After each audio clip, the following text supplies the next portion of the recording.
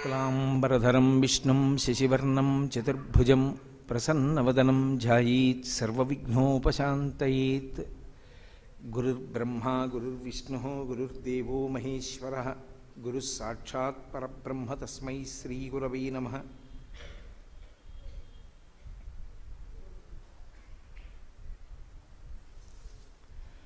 व्यासाय विष्णुरूपाय व्यासरूपाय विष्णवे नमो वै ब्रह्मनिधये वासिष्ठाय नमो नमः। कूजन्तं राम रामीति मधुरं मधुराक्षरम् आरुह्य कविताशाखां वन्दे वाल्मीकिकोकिलं। श्रुतिस्मृतिपुराणानाम् आलयं करुणालयं नमामि भगवत्पादशङ्करं लोकशङ्करम्। वागर्धाविव सम्पृक्तौ वागर्धप्रतिपत्तये जगतः पितरौ वन्दे पार्वतीपरमेश्वरौ। सूक्तिं समग्रयितुनः स्वयमेव लक्ष्मीः श्रीरङ्गराजमहिषीमधुरैः कटाक्षैः। वैदग्ध्यवर्णगुणगुम्भनगौरवैर्यां कण्डूलकर्णकुहराः कवयोधयन्ति। हैमोर्ध्वपुण्ड्रमजहन्मकुटं सुनासं मन्दस्मितं मकरकुण्डलचारुगण्डं।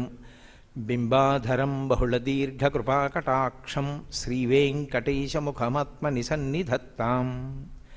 विमलपटी कमलकुटी पुस्तकरुद्राक्षसस्तहस्तपुटी कामाक्षी पक्ष्मलाक्षी कलितविपञ्ची विभासि वैरिञ्ची। मनोजवं मरुततुल्यवेगं जितेन्द्रियं बुद्धिमतां वरिष्ठं वातात्मजं वानरयूथमुख्यं श्रीरामदूतं शिरसा नमामि। आपदामपहर्तारं दातारं सर्वसम्पदां लोकाभिरामं श्रीरामं भूयो भूयो नमाम्यहम्। हरिः ओं। परमेश्वरस्वरूपैన సభకి నమస్కారం। శ్రీశైలక్షేత్రం మహాపుణ్యప్రదం. శ్రీశైలక్షేత్రం ఎంత పరమపావనమైన క్షేత్రము అన్నది చెప్పడానికి ఒక్క ఆధారం చాలు. మనం ఎక్కడ ఉండి కర్మానుష్ఠానం చేస్తున్నా ఈ కర్మభూమిలో శ్రీశైల క్షేత్రానికి ఏ దిక్కున ఉన్నాము అన్నదే చెప్తాం. శ్రీశైలస్య ఈశాన్య దిగ్భాగే అని. అంటే శ్రీశైలాన్ని ప్రధానం చేసుకుని అక్కడ నుండి ఏ దిక్కులో ఉండి మనం కర్మానుష్ఠానం చేస్తున్నామో చెప్పవలసినటువంటి అవసరాన్ని మనకి దేశకాల సంకీర్తనమనందు కల్పింపబడింది. అంటే అసలు శ్రీశైల క్షేత్రం యొక్క పేరుని ఉచ్చరించడం, శ్రీశైల క్షేత్రాన్నే ప్రధానంగా చేసుకుని మాట్లాడవలసినటువంటి అవసరాన్ని ఋషులు నిర్ధారించడం ఎంత ప్రశస్తి కలిగినటువంటి విషయమో మనకు అర్థమవుతుంది. అంత ప్రఖ్యాతి వహించినటువంటి శ్రీశైల క్షేత్రమునందు ఉన్నటువంటి వైభవాన్ని మాట్లాడేటప్పుడు నేను ఒక క్రమాన్ని పాటించాలి అని అనుకుంటున్నాను. ఎందుకని అంటే తీర్థయాత్రగా మనందరం బయలుదేరి వచ్చిన వాళ్ళం కనుక మనందరం ప్రతిరోజు ఏవి దర్శనం చేస్తున్నామో దాని గురించే నేను మాట్లాడితే చూసిన వాళ్ళకి దాని గురించి తెలుసుకునేటటువంటి అవకాశం కలుగుతుంది. అది మనసులో బాగా ముద్రపడుతుంది. కాక నేను ఇవాళ చూసిన విషయాన్ని ఎప్పుడో ఒక 5 రోజుల తర్వాత ప్రస్తావన చేస్తే అప్పటికి మీ స్మృతి పథంలో ఉండవచ్చు, లేదా చెదిరిపోవచ్చు. అలా కాకుండా అదొక శాశ్వతత్వాన్ని పొందడానికి వీలు కల్పిస్తూ యాత్రలో ఇవాళ మనం ఏవి సంకల్పం చేసి చూసామో వాటి గురించి నేను ప్రస్తావిస్తూ ఉంటాను. అప్పుడు చూసిన విషయం మళ్ళీ మీకు స్ఫురణలోకి వస్తుంది, బాగా నాటుకునేటటువంటి అవకాశం ఉంటుంది. ఇవాళ మనం ప్రారంభంలో నృత్య గణపతి దర్శనంతో ప్రారంభం చేశాం. కామకోటి మఠం బయట ఆ రాజద్వారం దాటి వెలుపలికి వచ్చినప్పుడు కుడి చేతి వైపు గోడలో నృత్య గణపతిని ప్రతిష్ఠ చేశారు అపరశంకర భగవత్పాదులు. ఈ భూమి మీద నడయాడినటువంటి శివస్వరూపులు, మహాపురుషులు. రామచంద్రమూర్తి ఎలా రామో విగ్రహవాన్ ధర్మ అని కీర్తింపబడ్డాడో అలా సన్యాస ధర్మానికి రాశీభూతమైనటువంటి మహాపురుషులు శ్రీ శ్రీ శ్రీ చంద్రశేఖరేంద్ర సరస్వతి మహాస్వామి వారు అత్యంత దూరదృష్టితో చేసినటువంటి ప్రతిష్ఠ. ఆ ప్రతిష్ఠ అది నృత్య గణపతి స్వరూపం. మీరు జాగ్రత్తగా గమనించి ఉంటారు. పొద్దున్న ఆయన నృత్యం చేస్తున్నప్పుడు ఒక పాదాన్ని భూమి మీద ఉంచి రెండవ పాదాన్ని సగం పైకెత్తాడు. పైకెత్తి ఒక చేతిని ఇలా పైకెత్తి హర్ష ప్రకటనం చేస్తున్నటువంటి స్వరూపం. ఈ నృత్య గణపతి స్వరూపం, ఈ వినాయక స్వరూపం దేవాలయ దర్శనానికి వెళ్ళేటటువంటి వారు మొట్టమొదట దాన్ని చూసి లోపలికి వెళ్ళాలన్నది బహుశः పరమాచార్య స్వామి వారి యొక్క సంకల్పమై ఉండి ఉండవచ్చు. మనకి వినాయకుని గురించి విశేషమైనటువంటి ప్రాశస్త్యం. ఆయన పేరే వినాయక. వినాయక అన్న మాటని కొంచెం జాగ్రత్తగా అర్థం చేసుకోవలసి ఉంటుంది. వి అనేటటువంటి అక్షరం సంస్కృతంలో చాలా విశేష ప్రాధాన్యాన్ని సంతరించుకున్న అక్షరం. ఎందుచేతనంటే అది ఒక విషయాన్ని సమర్థిస్తుంది. అదే అక్షరం ఒక్కొక్కసారి వ్యతిరేక పరిస్థితిని ఆవిష్కరిస్తుంది. మీరు చూడండి, మలం అని ఒక మాట. మలము అంటే అది తుక్కు, ముట్టుకోకూడనటువంటిది, అపరిశుభ్రమైనది అని దానికి గుర్తు. విమలం అన్నాను అనుకోండి, ఇప్పుడు ఏ విధమైన మాలిన్యమూ అక్కడ లేదు, అంతా శుభ్రంగా ఉంది. మలం అన్నదాన్ని వ్యతిరేకం చేస్తుంది వి ముందుకొస్తే, విమలం. శుద్ధం అన్నాను అనుకోండి, అది చాలా చక్కగా ఉన్నది, అందులో ఏమీ అశౌచం లేదు, అది పవిత్రంగా ఉంది. విశుద్ధం అన్నాను అనుకోండి, ఇంకా బాగా శుద్ధంగా ఉంది, పరమశుద్ధంగా ఉందని గుర్తు. ఇప్పుడు బలపరిచింది. ఆ శుద్ధం అన్న మాటని ఇంకా విశేషం చేసింది, అందుకని విశుద్ధం. అదే ధవుడు అన్నాను అనుకోండి, భర్త. మాధవుడు అన్నాను అనుకోండి, లక్ష్మికి భర్త. విధవ అన్నాను అనుకోండి, భర్త లేనిది. ఒకే వి ఒకసారి సమర్థిస్తుంది, ఒకసారి వ్యతిరేకిస్తుంది, అర్థాన్ని మారుస్తుంది. నాయక అంటే అందరినీ తన వెంట నడిపించగలిగినటువంటి వాడు, అంటే తాను ముందుంటాడు అని గుర్తు.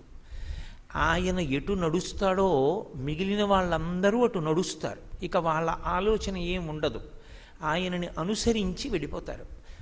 ఆయన వాళ్ళని ఎక్కడికి చేర్చాలో అక్కడికి చేరుస్తాడు. తాను నడిపించేటటువంటి వాడు కనుక నాయక. వినాయక అంటే తన పైన నాయకుడు లేనివాడు. ఇక ఆయనని నడిపించడానికి ఇంకొకడు అక్కర్లేదు అని గుర్తు. ఆయన్ని నడిపించడానికి ఇంకొకడు ఉండడు, ఆయనే అన్నీ నడిపిస్తాడు. అందుకే వినాయక తత్వము పరబ్రహ్మతత్వముగా ప్రకాశించింది లోకంలో. ఆయనని కేవలం ఒక శివసుతినిగానే పూజ లేదు, ఆయనని పరబ్రహ్మతత్వంగా పూజ చేసేటటువంటి సంప్రదాయం ఉంది. అటువంటి పరబ్రహ్మతత్వమైనటువంటి వినాయకుడు అపారమైనటువంటి హర్షాన్ని పొందితే నృత్యం చేస్తాడు. అంత హర్షం ఆయన పొందవలసిన అవసరం ఏముంది? అంత ఒళ్ళు తెలియనటువంటి స్థితి కలిగి, నృత్యము అంటే ఏదేదో భరతముని నిర్ధారించినటువంటి స్థితిలో ఆంగికము లాస్యము కలిపి చేసినది కాదు. అపారమైన సంతోషం కలగడం వల్ల మనసు పొంగిపోతే ఆ కాళ్ళు చేతులు నాట్యభంగిమలు పట్టాయి. అంత సంతోషం ఆయనకి కలిగిందనుకోండి, అంత కుంగుతాడు కూడా అని గుర్తు. అప్పుడు ఆయన ద్వంద్వములకు వశుడైన వాడు అని గుర్తు. అటువంటి వాడు పరబ్రహ్మముగా ఎలా కీర్తింపబడతాడు? ఆయన వినాయకుడు ఎలా అవుతాడు? ఆయన నృత్యం చేస్తే దోషం. ఎందుచేతనంటే నృత్యం చేసేటప్పుడు శరీరము దానికి అనువుగా ఉందా లేదా అన్నది ప్రధానంగా చూస్తారు. అందరూ నృత్యం చేయడానికి అంగీకరింపబడరు. అందరూ నృత్యం చేశారనుకోండి, చాలా అసహ్యంగా ఉంటుంది. నృత్యం చేయడానికి శరీర సౌష్ఠవం కూడా అవసరం. అటువంటి వాళ్ళే నృత్యం చెయ్యాలి. నిజానికి నృత్యం చేయడానికి అనువైనటువంటి శరీరము విఘ్నేశ్వరుడిది కాదు. ఆయనది లంబోదరం విశాలాక్షం వందేహం గణనాయకం అని ప్రార్థన చేస్తున్నాం కదా, ఆయనది చాలా పెద్ద కడుపు. అటువంటి వాడు తొండంతో ఉంటాడు. ఆయన నృత్యం చేశాడు అనుకోండి, ఏం బాగుంటుంది? మరి అసలు ఆయన్ని నృత్యం చేయమని ఎవరు అడిగారు? ఆయన ఎప్పుడైనా ఏ వీధికి మీదైనా నృత్యం చేశాడని, ఆయన నృత్యం చేస్తుంటే సభలో ఉన్నవాళ్ళు నృత్యం చూశారని, చూసి సంతోషించారని ఎక్కడైనా ఉందా? ఎక్కడ లేదు. వాళ్ళ నాన్నగారు చేస్తారు తాండవం, వాళ్ళ అమ్మగారు చేస్తారు లాస్యం. వాళ్ళ అమ్మగారు నాన్నగారు చేస్తుంటే ఈయనకి చూసి వచ్చేసిందండి, అందుకని ఈయన చేస్తాడనడానికి ఈయన్ని చేయమని అడిగిన వాళ్ళు లేరు, ఈయన చేస్తే చూసిన వాళ్ళు లేరు. మరి ఎందుకు చేసినట్టు? ఆ చేసిన మూర్తిని పరమాచార్య స్వామి వారు పట్టుకుని తీసుకొచ్చి ఎందుకు ప్రతిష్ఠ చేసినట్టు? అన్ని వినాయక స్వరూపాలు ఉండగా అన్నీ పక్కన పెట్టి ఒక్క నృత్య గణపతిని ఎందుకు ఉంచినట్లు అక్కడ అంటే అది ఒక జగద్గురువుల దూరదృష్టి. అది జగద్గురు అని పిలిపించుకున్నటువంటి వ్యక్తి దార్శనికుడై రాబోయేటటువంటి తరాలలో ఉన్న కొన్ని కోట్ల కోట్ల మందికి క్షేత్ర వైభవాన్ని అందించేటటువంటి అద్భుత ప్రక్రియ. నృత్య గణపతి స్వరూపం ఎప్పుడొచ్చిందో విష్ణు పురాణం, స్కాంద పురాణం చెప్పే. ఒకానొకప్పుడు వినాయక చవితి అంటే విఘ్నేశ్వరుని యొక్క ఆవిర్భావ దినము. ఆవిర్భావ దినము అంటే ఆ రోజు పుట్టాడు, అంతకుముందు లేడని కాదు, అవతార స్వీకారము చేశాడు, ఒక రూపంతో వచ్చాడు అని. ఆ రోజున ఆయన చేతిలో మోదకాలు పట్టుకుని చంద్రమండలానికి వెళ్ళాడు. చంద్రమండలానికి వెడితే చంద్రుడు చూశాడు. చంద్రుడు బాహ్యమునందు సౌందర్యం. అందుకే ఎక్కడైనా అందమైన వాళ్ళు కనపడితే చంద్రముఖి అని పిలుస్తూ ఉంటారు. పసిపిల్లల దగ్గర నుంచి వృద్ధుల వరకు శాంతపడేది, సంతోషపడేది చంద్రదర్శనం చేత. చంద్రకాంతి చేత మాకు బాధ కలిగిందనే వాళ్ళు లోకంలో ఉండరు. చంద్రకాంతి అంత అమృతతుల్యంగా ఉంటుంది. ఆయన కిరణములకు సుధాకరుడు అని పేరు. అమృత కిరణములు కలిగినటువంటి వాడు. శంకర భగవత్పాదులకి ఇష్టమైన పేర్లలో ఒక పేరు హిమకరహ. చల్లనైన చేతులున్నవాడు, చల్లని కిరణములతో ఉంటాడు. అటువంటి చంద్రుడు బాహ్యమునందు చాలా అందగాడు, ఆంతరమునందు దోషభూయిష్టమైనటువంటి నడవడి కలిగినవాడు. పరమేశ్వరుడికి దోషాలు ఉండవు. మీరు బాగా గమనించాలి. పరమేశ్వరుని యొక్క కార్యాకార్యముల యందు దోషమును ఆపాదించి మాట్లాడడం కుదరదు. ఆయన సర్వస్వతంత్రుడు, భగవానుడు. కాబట్టి ఆయన ఒక పని చేస్తే లౌకికమైనటువంటి పాపపుణ్యములను తీసుకెళ్ళి ఈశ్వరుని యందు ఆరోపించి మాట్లాడకూడదు. ఆయన ఎప్పుడైనా ప్రాయశ్చిత్త కర్మ చేసుకున్నా ఎందుకు చేసుకుంటాడో శివమహాపురాణం చెప్పింది. ఆయన ఎందుకు చేసుకుంటాడు అంటే లోకానికి ఒక మార్గదర్శకత్వాన్ని చూపించడానికి, అంతే తప్ప తానేదో తప్పులు చేశాను కాబట్టి ప్రాయశ్చిత్తం అనుభవించాలన్నది పరమేశ్వరునికి అన్వయం కాదు. కానీ చంద్రుడు ఈశ్వర స్థాయిని పొందినవాడు కాడు. అటువంటి చంద్రుడు దోషభూయిష్టమైన జీవనం గడిపాడు. 27 మందిని భార్యలుగా స్వీకరించి ఒక్కరి ఎందే అనురక్తుడయ్యాడు. మామగారి చేత శపింపబడ్డాడు. గురుభార్య సమాగమం చేశాడు. ఇటువంటివి కొన్ని దోషాలున్నాయి ఆయన యందు. ఆంతరమునందు దోషముండి బాహ్యమునందు సౌందర్యమున్నవాడు చంద్రుడు. బాహ్యమునందు పెద్ద బొజ్జ అవి ఉన్నట్లు కనపడినా లోకమునకు శుభంకరుడు విఘ్నేశ్వరుడు. లోకశుభంకరుడైన విఘ్నేశ్వరుని యొక్క లంబోదరాన్ని చూసి చంద్రుడు నవ్వాడు. ఆ చంద్రుడు నవ్విన కారణం చేత ఆయన ఏదో సాష్టాంగం చేశాడు, కాళ్ళు అందాయి, పొట్టందలేదు, ఇలాంటి పిచ్చి కథలేం లేవు. దానికి విఘ్నేశ్వరుడు ఆగ్రహించాడంటే లోకోపకారం కొరకు. బాహ్య సౌందర్యం ఉంది కదా అని బయట ఉన్న రూపాన్ని చూసి నువ్వు నవ్వావు. కాబట్టి నీకు అహంకారం ఎక్కువగా ఉంది నీ రూపం మీద. కాబట్టి ఇక నుంచి నిన్ను ఎవరు చూస్తారో వాళ్ళు నీలాపనిందల పాలవుతారు. వాళ్ళ మీద లేనిపోని ఆరోపణలు వస్తాయి. అప్పటి నుంచి ఎవరు చంద్రుడిని చూడలేదు. చీకటి పడితే బయటికి వస్తే ఈ చంద్రుడు కనపడతాడని ముఖానికి బట్ట అడ్డు పెట్టుకునేవారు. ఇంతమంది ఈసడిస్తుంటే ఆకాశంలో ప్రకాశించడం ఇష్టం లేక సిగ్గుపడి చంద్రుడు పాలసముద్రంలోకి వెళ్ళిపోయాడు. చంద్రుడు లేకపోతే ఓషధులు ప్రకాశించవు. అది చంద్రుడికి ఓషధికి ఉన్న తత్వం. కాబట్టి చంద్రుని యొక్క అవసరాన్ని గుర్తించినటువంటి ఋషులు విఘ్నేశ్వరుణ్ణి ప్రార్థన చేశారు. ఆయన లేకపోతే ఓషధులు ప్రకాశించట్లేదు. ఓషధులు ప్రకాశించకపోతే ఆరోగ్యం నిలబడదు. కాబట్టి నువ్వు ఆయనకి శాప విమోచనం అనుగ్రహించవలసింది అన్నారు. మీరు కాదు ఈ మాట చెప్పవలసింది. ఆయన పశ్చాత్తాపం పొందితే తప్పకుండా అనుగ్రహిస్తానన్నాడు. ఋషులందరూ సముద్రపుటొడ్డున నిలబడి పిలిచారు చంద్రుణ్ణి. ఓ చంద్ర, నువ్వు సముద్రాంతర్గతుడవై ఉన్నావు. నువ్వు బయటికి వచ్చి ఒక్కసారి విఘ్నేశ్వరుడి కాళ్ళ మీద పడు. చేసిన తప్పుకి ప్రాయశ్చిత్తం, చేసిన తప్పుకి పశ్చాత్తాప ప్రకటనం చెయ్యి అన్నారు. తప్పకుండా చేస్తానని తన తప్పు తాను తెలుసుకుని చంద్రుడు వచ్చి విఘ్నేశ్వరుడి కాళ్ళ మీద పడ్డాడు. అప్పుడు నృత్యం చేశారు. అప్పుడు ఆయనకి ఎనలేని సంతోషం కలిగింది. ప్రత్యేకంగా ఒక సభలో నృత్యం కాదు. అంటే నిజానికి శాప విమోచనాన్ని పొందినటువంటి చంద్రుడా నృత్యం చేయవలసింది? శాప విమోచనాన్ని అనుగ్రహించిన విఘ్నేశ్వరుడా నృత్యం చేయవలసింది? ఎవరు చెయ్యాలి? అమ్మయ్యా నా శాపం పోయిందిరా అని సంతోషంతో చిందులు చంద్రుడు వెయ్యాలి. చంద్రుడు అలాగే ఉన్నాడు. విఘ్నేశ్వరుడు చిందులేశాడు. ఏమిటి ఆ తత్వం? ఎందుకలా అంటే వాళ్ళ ఇంట్లో ఉన్న గొప్పతనం అది. తప్పు చేసిన వాడికి ఆశ్చర్యం ఇస్తే రహస్యంగా ఇస్తారు. తప్పు చేసిన వాళ్ళనే నెత్తి మీద పెట్టుకుంటారు వాళ్ళ ఇంట్లో. అందుకే వాళ్ళ నాన్నగారు శివుడు కూడా నెత్తి మీదే పెట్టుకున్నాడు చంద్రుణ్ణి. విఘ్నేశ్వరుడు తప్పు చెయ్యడం తప్పు కాదు, తప్పు చేసిన వాడు తప్పు తెలుసుకున్నాడు. తప్పు తెలుసుకుని వచ్చి కాళ్ళ మీద పడ్డాడు. ఈ పశ్చాత్తాపం చాలు, ఈ పరితాపం చాలు. ఒక్క వ్యక్తి తప్పు తెలుసుకుని మారాడు. ఒక వ్యక్తి తప్పు తెలుసుకుని మారడం అంత తేలికైన విషయం కాదు. ఒక్కడు మారాడన్న సంతోషంతో నృత్యం చేశాడు. అది ఆయన విశాల హృదయం. అందుకే నృత్య గణపతి దర్శనం చేస్తే ఏమవుతుందంటే తన తప్పులు పోతాయి. ఆయన దగ్గర ఒక్క నమస్కారం చేశామనుకోండి, ఎన్ని అపరాధాలు రోమకోపాల నిండా నిండిపోయి ఉన్నాయో నా తప్పులన్నిటినీ క్షమించి నా పాపములను పరిమార్చి నాకు జ్యోతిర్లింగ దర్శనం చేయడానికి, ఆ రాజద్వారం దాటడానికి నాకు అర్హతని ప్రసాదించు అని ఒక్క మాట అడిగామనుకోండి, అరే రే వీడు ఎంత పాపాలు చేసినా పాపం ఎలా చెప్పుకున్నాడురా, ఒక్కసారి ఆ రాజద్వారం దాటతానంటున్నాడు అని సంతోషపడిపోయి నృత్యం చేస్తాడు. జగద్గురువైన పరమాచార్య స్వామి వారి ఉద్దేశ్యం ఏమిటో తెలుసా?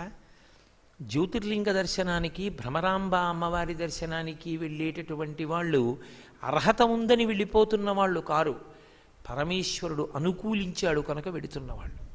కాబట్టి ముందు తమ దోషములను చెప్పి ఆయన ప్రసన్నుడై పరమ సంతోషాన్ని పొంది వాళ్ళందరి యొక్క దోషములు వాళ్ళకి ప్రతిబంధకములుగా రాకుండా, వాళ్ళని కొండ మీద ఉండకుండా చెయ్యకుండా, వాళ్ళని ఆలయంలోకి ప్రవేశించవలసినటువంటి అర్హతని పోగొట్టకుండా, వాళ్ళు ఎన్నాళ్ళు ఉందామనుకున్నారో అన్నాళ్ళు ఉండి పరమేశ్వరుణ్ణి సేవించుకోగలిగినటువంటి భాగ్యాన్ని పొందడానికి నృత్య గణపతిని ప్రతిష్ఠ చేశారు. అంటే చంద్రుడంతటి వాడు అంతటి అపరాధాన్ని చేస్తే క్షమించాడు, తాను సంతోషించాడు.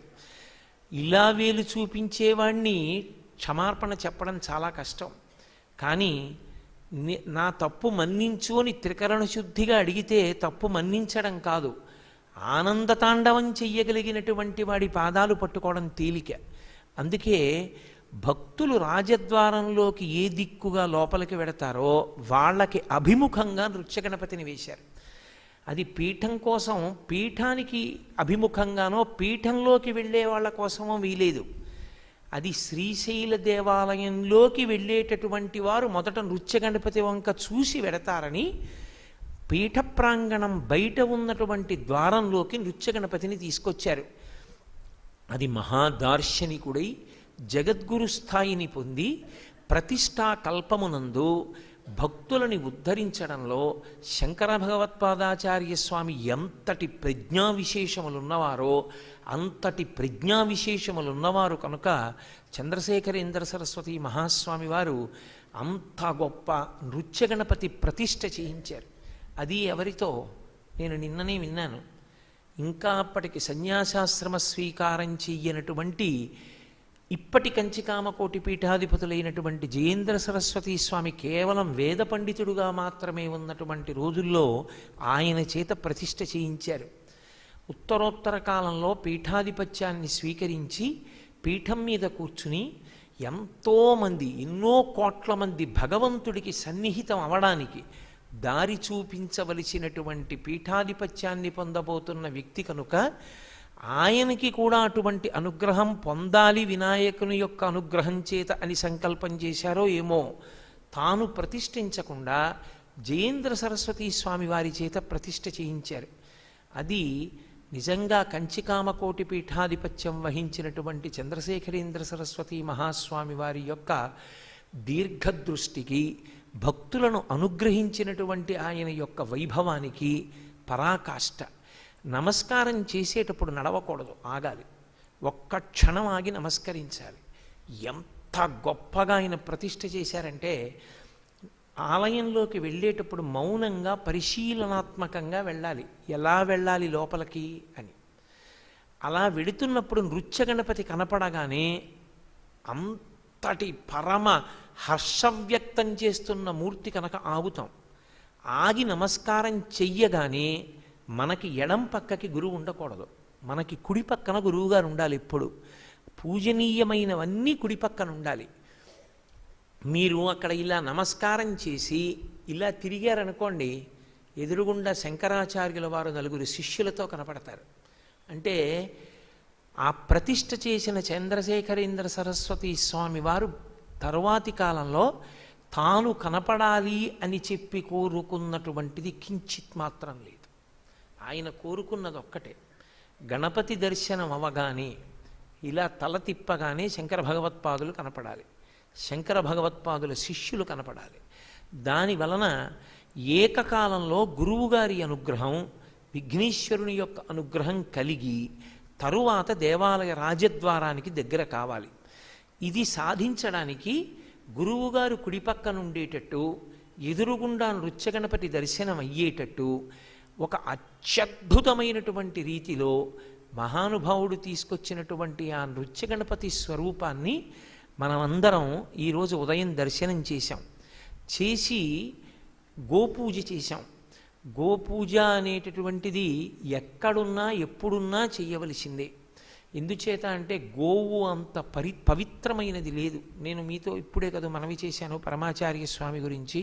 లోకంలో పెద్దలు ఒక మాట చెప్తారు, బహుశः పరమాచార్య స్వామి వారు శరీరంతో ఉన్న కాలంలో వారి నోటి వెంట ఆచార్య పురుషులు ఆచార్య పురుషులు ఆచార్య పురుషులు అని శంకరాచార్యుల వారి గురించి వచ్చినన్ని మాటలు ఎవరి నోటి వెంట వచ్చి ఉండదు అంటారు. ఎందుకనంటే ఆయన ఎప్పుడెక్కడ మాట్లాడినివ్వండి ఆచార్య పురుషులు ఆచార్య పురుషులు, ఎప్పుడూ శంకరులే, ఎప్పుడూ శంకరాచార్యుల వారి గురించి. నోరు విప్పితే శంకరులు, ఊపిరి తీస్తే శంకరులు, ఊపిరి విడిచిపెడితే శంకరులు. అందుకే వారు తన మూర్తి కూడా అక్కడ ఉండాలని కోరుకోవాలి. గురు పరంపరకంతటికి ఆధారమైనటువంటి ఆదిశంకరులలో తాను ఐక్యమైపోతానని, ఆదిశంకరుల దర్శనం జరిగితే అందరికీ అందరి గురువుల దర్శనం జరిగినట్టేటని, ఆ లోపల ఉన్నటువంటి మల్లికార్జునుడే ఈ లోకానికంతటికీ గురుత్వం వహించడానికి శంకర భగవత్పాదులుగా అక్కడ కూర్చున్నాడని పరిపూర్ణ హృదయంతో విశ్వసించి శృతి ఆధారంగా మనకి అందించినటువంటి మహాపురుషులు పరమాచార్య స్వామి. ఆయన పేరు తెలుసుకోకుండానే, ఆయన పేరు ఉచ్చరించకుండానే, ఆయన చేసినటువంటి మహోపకారానికి ఆయనకి నమస్కరించకుండా మనం రాజద్వారం దగ్గరికి వెళ్ళలేం. అంత గొప్ప ప్రతిష్ట. గోపూజ చేశాం. గోపూజ చేసినప్పుడు మీరు గమనించి ఉంటారు, నేను గోపూజ గురించి మీతో ఎన్నో మాటలు ప్రస్తావన చేశాను. గోవు యొక్క వైభవం గురించి ఎన్నో మార్లు మీ అందరూ విన్నదే నా గురించి. కానీ గోపూజ చెయ్యడానికి ఏది ప్రధాన కారణమో ఒక్కసారి నేను చెప్పిన తరువాతి అంశంలోకి వెడతాను. గోపూజ చేసేటప్పుడు గోవు యొక్క నామాలలో ఒక నామాన్ని చెప్తాం. ఆ గోవు గురించి చెప్తూ హవ్యమునకు కవ్యమునకు నీవే ఆధారము అంటాం. సనాతన ధర్మం అంతా దేని మీద ఆధారపడిందంటే హవ్య కవ్యముల మీదే ఆధారపడింది. హవ్యము కవ్యము లేకపోతే అసలు సనాతన ధర్మమే లేదు. హవ్యము అన్న మాటకు అర్థం ఏమిటంటే పరమేశ్వరుడు ఏర్పాటు చేసినటువంటి ధర్మచక్రం తిరగడానికి మనం తగినటువంటి పాత్ర పోషించడం. పరమేశ్వరుడు ఏర్పాటు చేసిన ధర్మచక్రం ఏమిటి? మనుష్యుని వలన సమస్త భూతములు బ్రతకాలి. మనుష్యుడు దేని వలన బ్రతకాలి? దేవతల వలన బ్రతకాలి. దేవతలు దేని వలన బ్రతకాలి? మనుష్యుల వలన బ్రతకాలి. మనుష్యులు ఎవరి వలన బ్రతకాలి? దేవతల వలన బ్రతకాలి. ఇది చక్రం. మనుష్యులు దేవతల మీద ఆధారపడతారు. దేవతలు ఏమిస్తారు? ప్రధానం వర్షం. వర్షాన్ని ఇస్తారు. వర్షం ఇస్తే పంటలు పండుతాయి. చతుష్పదములైనటువంటి ఆవులు ఎద్దులు అన్నీ సంతోషంగా ఉంటాయి. ఇప్పుడు పంటలు పండితే అందరికీ కడుపు నిండా అన్నం దొరుకుతుంది. మనకి కడుపు నిండా అన్నం దొరికితే మనం యజ్ఞం చేస్తాం. యజ్ఞము అన్నది కేవలము సనాతన ధర్మమునకు ఒక్కదానికే చెందిన ప్రక్రియ. ఇక ఏ విశ్వాసమునందు అగ్నిహోత్రము ద్వారా హవ్యమిచ్చుట లేదు. ఒక్క వేదమే చెప్పింది దాన్ని. అగ్నిముఖంగా దేవతలందరినీ పిలిచి స్వాహ అంటూ పిలుస్తూ దేవతలకి హవిస్సిస్తారు. అగ్ని పట్టుకెడతాడు. అందుకే హవ్యవాహనుడు అని పేరు. దేవతల్ని పిలిచినప్పుడు తినడానికి దేవతలందరూ వస్తారు. వచ్చి వాళ్ళు కూర్చుంటారు. దేవతలకు ఒక లక్షణం ఉంటుంది. దేవతలు కూర్చుని ఉండగా ఎవరెక్కడికెడతారో వాళ్ళకి వాళ్ళు వరం ఇస్తారు. వాళ్ళు వరం ఇవ్వకుండా వెళ్ళరు. అది దేవతలకు ఉండేటటువంటి లక్షణం. అందుకే కదా మహాభారతంలో సూర్య భగవానుడు అడగకపోయినా కుంతికి వరం ఇచ్చి వెళ్ళిపోయాడు కనపడితే. అది దేవతల యొక్క ధర్మం, వాళ్ళది పాటించాలి. అందుకే యాగశాలకు ప్రదక్షిణం చేస్తారు, దేవతలు వచ్చి కూర్చుంటారు కనుక. కాబట్టి దేవతలు ఏం చేయాలి? వర్షం కురిపించాలి. వర్షం కురిపిస్తే మనకు అన్నం దొరుకుతుంది. మనకు అన్నం దొరికితే మనం తినేయడం కాదు, మనం దేవతలకి యజ్ఞం చేస్తాం, మిగిలింది మనం తింటాం. ఈ యజ్ఞమునందు హవిస్సు పొందిన దేవతలు కడుపు నింపుకుంటారు. నింపుకుని వాళ్ళు వర్షం కురిపిస్తారు. ఆ వర్షము వలన మనకి పంట దొరుకుతుంది. మళ్ళీ మనం అన్నం తింటాం, మళ్ళీ యాగం చేస్తాం, మళ్ళీ దేవతలకు అందుతుంది. మిగిలిన భూతములన్నీ మన మీద ఆధారపడతాయి, మనుష్యుని మీద. ఎందుకని అంటే ఒక్క మనుష్యునకు మాత్రమే ఒక అధికారం ఇచ్చాడు ఈశ్వరుడు. బుద్ధి చేత ఒక్క మనుష్యుడే అనుభవిస్తాడు. ఒక ఏనుగు ఉందనుకోండి, దానికి ఒక దంతం ఉంటుంది. ఏనుగు దంతం యొక్క వైభవాన్ని ఏనుగు అనుభవించదు. ఒక చామరీ మృగం ఉందనుకోండి, దాని తోక వైభవాన్ని చామరీ మృగం అనుభవించదు. అలాగే ఒక కస్తూరి మృగం ఉందనుకోండి, కస్తూరి మృగంలోంచి వచ్చే కస్తూరిని అది వాడుకోదు. కానీ మనుష్యుడు చామరీ మృగం యొక్క తోకలో ఉండే వెంట్రుకలన్నీ తీసి చామరం చేసి పరమేశ్వరుడికి చామరం వేస్తాడు. చామరం వేస్తే ఆయనకు ఉపశాంతి కలుగుతుంది. ఆయనకి కూడా బడలికి వస్తుంది. దేనివల్ల బడలికి వస్తుందో తెలుసా? మంత్రం స్వరం తప్పితే ఆయన బడలిపోతాడు. మొదటి బడలికకి కారణం అది. వేదం స్వరం తప్పకూడదు, స్వరంతో చెప్పుకోవాలి వేదాన్ని. మంత్రం స్వరహీనమైందా చక్రానికి శక్తి పోతుంది, మూర్తి కింద పరమేశ్వరుడు బడలిపోతాడు. రెండు ఉపచారములు చేసేటప్పుడు వ్యవధానం లేదనుకోండి, అంటే సరిగా పాటించకుండా చేశామనుకోండి, ఆయన బడలిపోతాడు. ఎందుకంటే ఆయన యందు తేజస్సు ఉంది, అది సాకారమూర్తి. మనం ఒక మూర్తిని ప్రతిష్ఠ చేస్తున్నామంటే పుష్పాధివాసం, శయ్యాధివాసం, జలాధివాసం, ధాన్యాధివాసం అన్నీ చేస్తున్నామా? అంటే ధాతువులు ఏర్పడుతున్నాయా? ప్రాణప్రతిష్ఠ చేశామా? చేసినప్పుడు మూర్తికి ఆకలిస్తోందని మహానైవేద్యం చేస్తున్నామా? సుప్రభాతం పాడుతున్నామా? ఆయనకి ఏకాంత సేవ చేస్తున్నామా? ఇన్ని చేస్తున్నప్పుడు ఉపచారముల యందు వ్యవధానం లేకపోతే, అంటే మంత్రం చెప్పేటప్పుడు మధ్యలో లౌకికమైన ప్రసంగం చేయకూడదు, ఏమీ మాట్లాడకూడదు. పూజ ప్రారంభం నుంచి పూజ చివరి వరకు మంత్రం ఒకటే నడవాలి. మంత్రాన్ని జాగ్రత్తగా వింటూ దానికి తగినట్టు ఉపచారం చెయ్యగలిగిన వాడు యజమానిగా ఉండాలి తప్ప, మంత్రం వినకుండా మంత్రంలో ఒకటి వినపడుతుంటే ఉపచారం ఒకటి చేస్తే వాడు యాజమాన్యములకు అర్హుడు కాడని గుర్తు, వాడు అర్థం చేసుకోవట్లేదు అని గుర్తు. అప్పుడు బ్రహ్మస్థానమే మళ్ళీ వ్యాఖ్యానం చేయాలి. ఇలా ఇలా చెయ్యండి, ఇలా ఇలా చెయ్యండి అని చెప్తారు, అథవా గురువుగారు చెప్పాలి. కాబట్టి ఈశ్వరుడు కూడా బడలిపోతూ ఉంటాడు.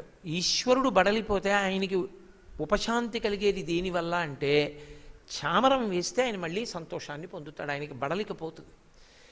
అటువంటి శక్తి ఒక్క చామరీ మృగం యొక్క తోకకే ఉంది. అటువంటి చామరీ మృగం తోకలో ఉన్న వెంట్రుకలు తెచ్చి కుచ్చు కట్టి చామరం వేసి మనం పుణ్యం సంపాదిస్తున్నాం. ఆవు పాలు పితికి అభిషేకం చేసి సంపాదిస్తున్నాం. గుర్రం మీద ఎక్కి గుర్రం యొక్క వేగాన్ని వాడుకుంటున్నాం. కుక్కని పెంచుకుని కుక్క యొక్క విశ్వాసాన్ని అడ్డుపెట్టుకుని మన ఐశ్వర్యాన్ని రక్షించుకుంటున్నాం. దీక్షితుడై ఉన్నటువంటి వాడు గోళ్లతో గోకకూడదు శరీరాన్ని. దుప్పి కొమ్ము పంచెలో ఉండాలి ఎప్పుడు. దుప్పి కొమ్ముతోటే గోకాలి. ఇలా గోళ్లతో గోకాడా వెంటనే దీక్ష పోతుంది.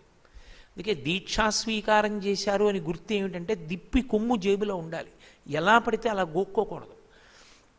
వేదంలో దీక్ష అన్నమాట అన్వయం దేనికి అంటే యజ్ఞమునకు, యజ్ఞ దీక్ష. అసలు యథార్థమునకు దీక్ష అన్నమాట దేనికి అన్వయం అవుతుందంటే యజ్ఞానికి. ఏదైనా ఒక పని నేను యజ్ఞంలా చేస్తాను అంటే అది అయిపోయిన తర్వాత నేను చేసే స్నానం అవబృతం. నేను సోమయాజినవుతానని కంకణం కట్టుకు చేసింది దీక్షితుడిగా చేశాడంటారు. దుప్పి కొమ్ము తెచ్చి పెట్టుకుని శరీరానికి దురదొస్తే దాంతో గోక్కున్నాడు, దీక్ష నిలబెట్టుకున్నాడు. నీటిలో చేప వెళ్ళాలి, ఓడ మీద తానెడుతున్నాడు. ఆకాశంలో పక్షి వెళ్ళాలి, విమానం ఎక్కి తానెడుతున్నాడు. మిగిలిన ప్రాణులయందు పరమేశ్వరుడు ఏ ఏ తేజస్సులుంచాడో ఆయా తేజస్సులన్నిటినీ తనవిగా వాడుకుంటున్నవాడు ఒక్క మనుష్యుడే. ఇక ఏ ప్రాణి అవతల దాన్ని మాంసాన్ని తింటుంది తప్ప అవతల దానిలో ఉన్న గొప్ప విశేషాన్ని, విభూతిని తన ఆత్మోద్ధరణ కొరకు వాడుకోదు. ఒక్క మనుష్యుడే వాడుకుంటాడు. అటువంటి మనుష్యునికి ఒక కర్తవ్యం ఉంది. అందుకే భూతయజ్ఞం. ఆ సమస్త భూతకోటి నిలబడేటట్టుగా ప్రవర్తించాలి, వాటికి అన్నం దొరకాలి. అందుకే తాను కూడా అన్నం పెట్టాలి ప్రయత్నపూర్వకంగా వాటికి. అందుకే ఇప్పటికీ కాశీపట్టణంలో ఒక నియమం ఉంది. కాశీపట్టణం వెళ్ళి బృందాలుగా వెళ్ళి వంటలు చేసుకుని అక్కడ అన్నం తింటే, ఆ వంట చేసుకుని అన్నం తినే ముందు ఒక పాత్రలో అన్నాన్ని పట్టుకుని గంగానది ఒడ్డుకెళ్ళి గంగలో కలపాలి. గంగమ్మ తల్లికి ప్రత్యక్షంగా ఇవ్వాలి. గంగమ్మ తల్లి దగ్గర ఉన్నటువంటి జలచరములన్నీ తింటాయి. గంగమ్మ ప్రత్యక్షమైన దేవతాస్వరూపం, అడుగుతుంది భక్తుల్ని. ఎక్కడి వరకో ఎందుకు, ఇక్కడే ఉన్నారు సభలో మహానుభావుడు ప్రాతస్మరణీయుడు తాడేపల్లి రాఘవనారాయణ శాస్త్రి గారు అబ్బాయి ఇవాళ సభకు వచ్చారు. వారికి తెలుసు, వాళ్ళ నాన్నగారు కాశీ వెళ్ళి గంగానదిలో స్నానానికి వెడితే గంగమ్మ అడిగింది నాకు ఆయన్ని ఇది కావాలి అని. ఆవిడికి అక్కర్లేదనుకున్నది ఇస్తే పూజామందిరానికి తీసుకొచ్చి ఇచ్చేసింది. కాబట్టి దేవతలు అడుగుతారు, అడిగి పుచ్చుకుంటారు. మనం భూతములను రక్షించాలి.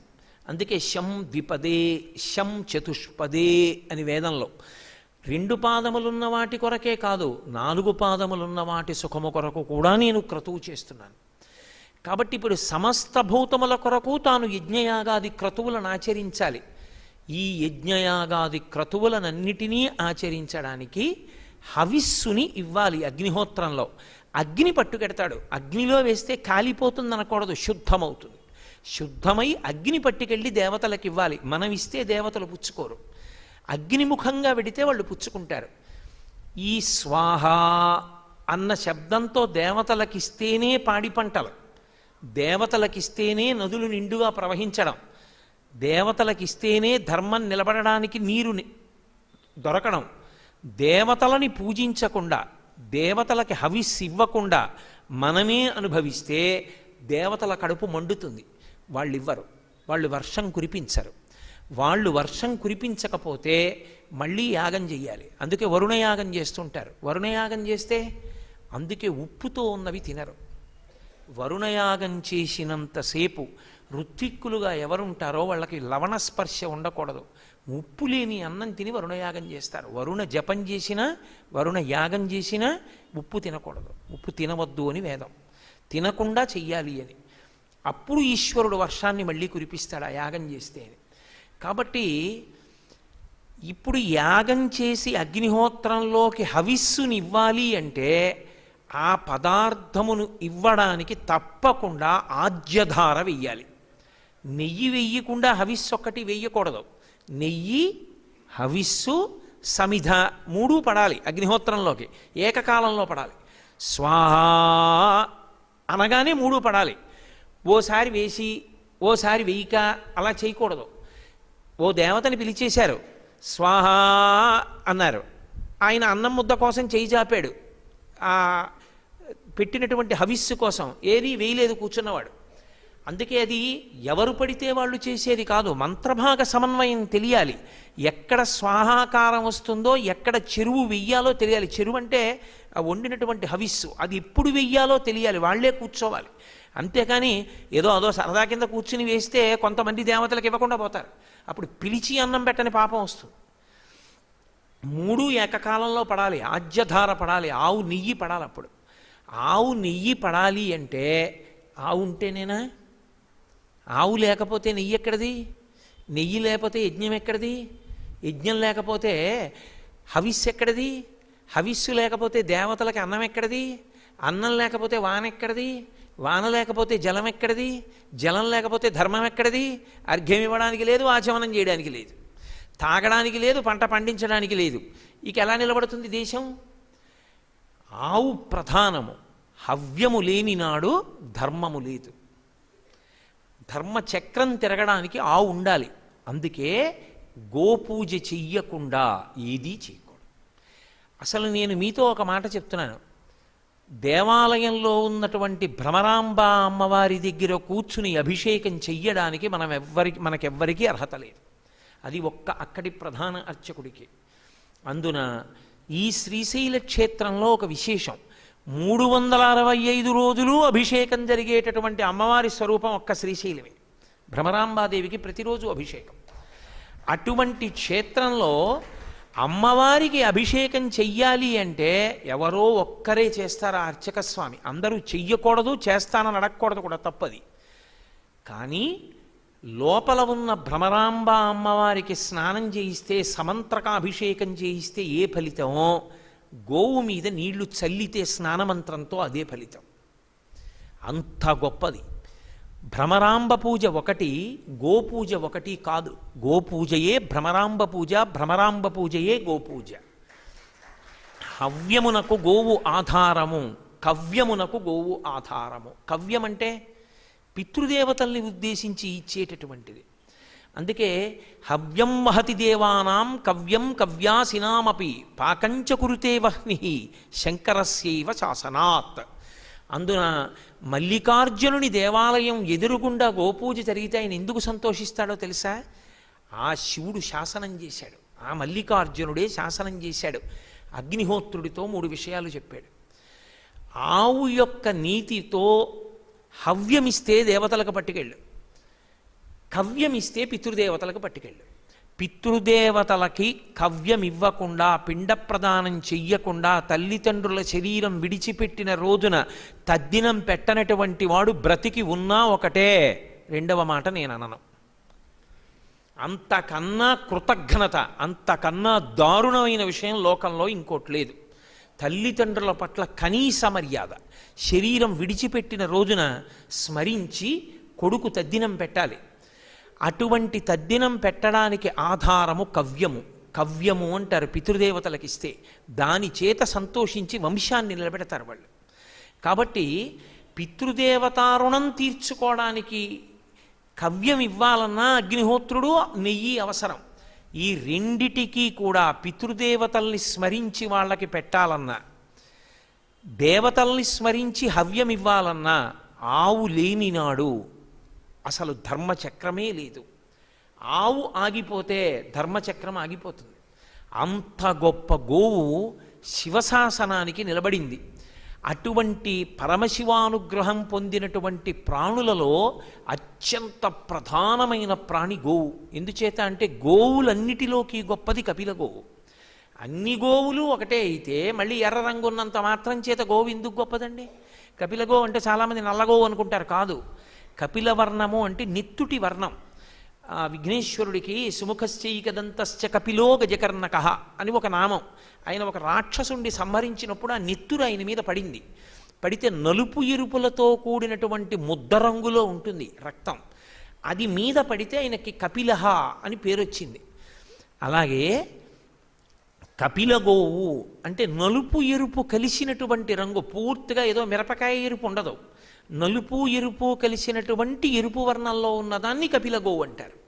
ఆ కపిల గోవు ఎక్కడి నుంచి వచ్చిందో తెలుసా? గోవు యజ్ఞంలోంచి వస్తాయి. కపిల గోవు శివానుగ్రహంతో వచ్చింది. మహాభారతంలో దాని గురించి పార్వతీదేవికి పరమశివుడు చెప్తాడు.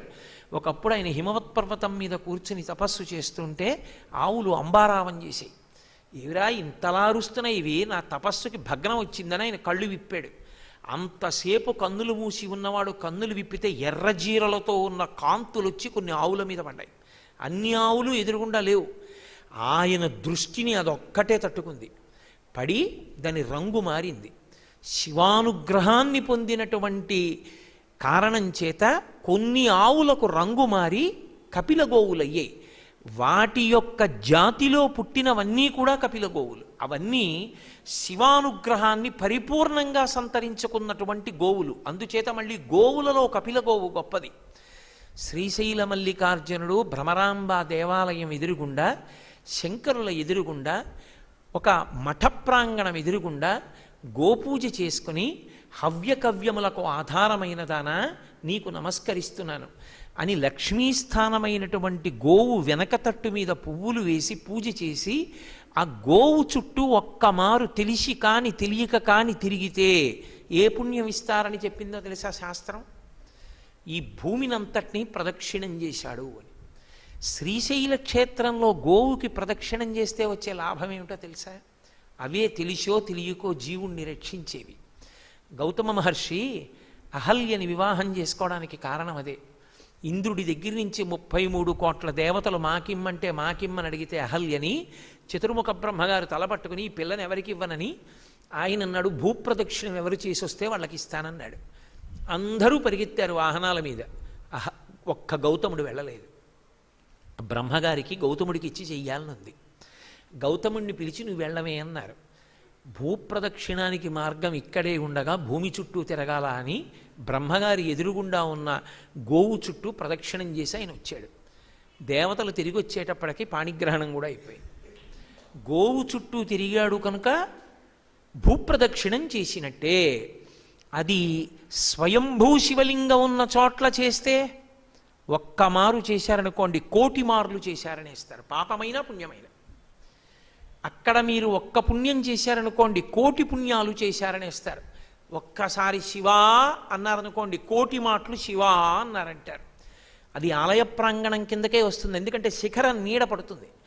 ఆ మఠ ప్రాంగణంలో గోపూజ చేసి గోవు చుట్టూ ప్రదక్షిణం చెయ్యడము అంటే మల్లికార్జున క్షేత్రంలో చేశాం కనుక 1,000,000 మాటలు గోప్రదక్షిణం చేసినట్టు. మనం ఉన్నన్నాళ్ళు గోపూజ చేసి గోప్రదక్షిణం చేస్తే ఇంకంతకన్నా ఏం చెయ్యాలి? అది చాలు. అందుకే ఇవాళ మనం నృత్య గణపతి దర్శనం చేసిన తరువాత గురువందనం అయిపోయిన తర్వాత మొట్టమొదట గోపూజ చేశాం. గోపూజ చేసుకుని గోప్రదక్షిణం చేసి తదనంతరం బయలుదేరి అందరం కూడా దక్షిణామూర్తి దర్శనం చేశాం. దక్షిణామూర్తి స్వరూపం రకరకాలైనటువంటి స్వరూపాలతో ఉంది. మౌనవ్యాఖ్యా ప్రకటిత పరబ్రహ్మతత్వం యువానం వర్షిష్టాంతే వసదృషిగణైరావృతం బ్రహ్మనిష్టై ఆచార్యేంద్రం కరకలిత చిన్ముద్రమానందరూపం స్వాత్మారామం ముదితవదనం దక్షిణామూర్తిమీడే. ఇలా చిన్ముద్ర పట్టి కూర్చుంటాడు. జీవబ్రహ్మలు, ఇది జీవుడు ఇది బ్రహ్మము రెండూ కలిసి పూర్ణమద పూర్ణమిదం పూర్ణాత్ పూర్ణముదచ్యతే పూర్ణస్య పూర్ణమాదాయ పూర్ణమేవావశిష్యతే. జీవబ్రహ్మములు రెండూ ఒక్కటే, రెండిటికి అభేదం అని చెప్పడమే తత్వముద్ర, చిన్ముద్ర అంటారు. ఆ చిన్ముద్ర పట్టి దక్షిణామూర్తిగా కూర్చుంటాడు. కూర్చున్నప్పుడు ఆయన ప్రకటనంగా చెప్పలేదు, నోటితో మాట్లాడలేదు, ఎందుకంటే అది ఆత్మ అనుభవం. మాట మాట్లాడితే దానికి భంగం. అందుకని మౌనవ్యాఖ్య, మాట్లాడకుండా వ్యాఖ్యానం చేశాడు. మాట్లాడకపోతే అర్థం అవుతుందా? పట్టుకోగలిగారు అవతల వాళ్ళు. కలియుగంలో ఒక మహానుభావుడు చేశాడు దాన్ని. మహాశివరాత్రి నాడు రమణ భగవానులు విరూపాక్ష గుహలో కూర్చుని ఉండగా చాలామంది వెళ్ళి ఆయన్ని దక్షిణామూర్తి స్తోత్రానికి వ్యాఖ్యానం చేయమని అడిగారు. ఆయన మౌనస్వరూపి, దక్షిణామూర్తి తత్వం. ఆయన లింగోద్భవం అయిన తర్వాత ఇలా పట్టి కూర్చున్నారు. సూర్యోదయం అయింది, అందరూ అలాగే ఉన్నారు. అందరూ నిశ్చేష్టితులుగా ఉండిపోయారు. అందరూ లేచి మాకు దక్షిణామూర్తి స్తోత్ర వ్యాఖ్యానం వచ్చేసింది అన్నారు. మాకు అర్థమైపోయింది దక్షిణామూర్తి స్తోత్రం. పరమశివుడి తర్వాత మళ్ళీ అలా మౌన వ్యాఖ్య చేసింది రమణులు ఒక్కరే, మహానుభావుడు. అందుకే ఇప్పటికీ పెద్దలు ఒక మాట చెప్తారు, శంకరాచార్యుల వారు ఎన్నో స్తోత్రాలు రచించారు. శంకరాచార్యుల వారు ఏ స్తోత్రం రచించడానికి ఎక్కువ పుస్తకాలు చదివి రచించాల, ఒక్క దక్షిణామూర్తి స్తోత్ర రచన చేయడానికి మాత్రం శంకరాచార్యుల వారు ఎన్నో గ్రంథాలని పరిశీలనం చేసిన తరువాత ఇచ్చారు. జాతకంలో ఏ గ్రహం బలహీనంగా ఉన్నా పర్వాలేదు, గురుగ్రహం బలంగా ఉండాలి. గురుగ్రహం బలహీనంగా ఉంటే సమస్త జాతికి శంకరాచార్యుల వారు ఇచ్చిన బహుమానం దక్షిణామూర్తి స్తోత్రం చదువుకుంటే చాలు, గురుగ్రహం బలపడుతుంది. అంత గొప్ప స్తోత్రం దక్షిణామూర్తి స్తోత్రం. ఆ దక్షిణామూర్తి జ్ఞానప్రదాత. గురవే సర్వలోకానాం భిషజే భవరోగిణాం నిధయే సర్వ విద్యానాం దక్షిణామూర్తయే నమః. ఆయన సమస్త విద్యలకు గురువు. అసలు పరమశివుని యొక్క ఢమరుకలోంచే ఆయన కదిపితే అందులోంచి వచ్చే మాహేశ్వర సూత్రములన్నీ. ఈశానः సర్వవిద్యానాం ఈశ్వరः సర్వభూతానాం బ్రహ్మాధిపతిర్బ్రహ్మణోధిపతిర్బ్రహ్మా శివో మే అస్తు సదాశివోం. సదాశివ అన్న నామం ఒక్క పరమశివునదే. సదా విష్ణు సదా బ్రహ్మ అన్వయం అవ్వదు, సదాశివ అన్వయం అవుతుంది. అంటే దాని అర్థం ఏమిటో తెలుసా? అసలు కోపమే లేదు. ఆయన ఏం చేసినా దాని వెనక ఏదో తత్వం ఉంటుంది తప్ప ఆయన కోపంతో చెయ్యడు. కాబట్టి ఆయనకి పాపం అన్నమాట అన్వయం అవ్వదు. కోపానికి ఇంకో దానికి వశుడై చేసిన వాడికి పాపం తప్ప ఆయనకి పాపం ఏమిటి? అగ్నిహోత్రం శవాన్ని కాలుస్తుంది, బొద్దింకని కాలుస్తుంది, పసిపిల్లాడు ఒళ్ళు కాలుస్తుంది, పాపం వస్తుంది అగ్నిహోత్రానికి? అగ్నిహోత్రానికి పాపమే ఉండదు, శివుని యొక్క చేష్టితములంతే. కాబట్టి అటువంటి మహానుభావుడు దక్షిణామూర్తిగా ఇలా కూర్చున్నటువంటి మూర్తులు దక్షిణ దేశంలో చాలా ఉన్నాయి, ప్రత్యేకించి ద్రవిడ దేశంలో. ఎక్కడికి వెళ్ళండి దక్షిణామూర్తి ఉంటారు. కానీ దక్షిణామూర్తి స్వరూపంలో ఒక అద్భుతమైన స్వరూపం, వీణ వాయిస్తున్న స్వరూపం. పరమశివుడు తెలుపు, సరస్వతి తెలుపు.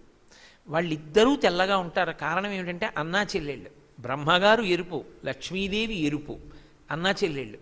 శ్రీ మహావిష్ణువు నలుపు, పార్వతీదేవి నలుపు, అన్నా చెల్లెళ్ళు. నారాయణ నారాయణి అన్నా చెల్లెళ్ళు. శివ సరస్వతి అన్నా చెల్లెళ్ళు.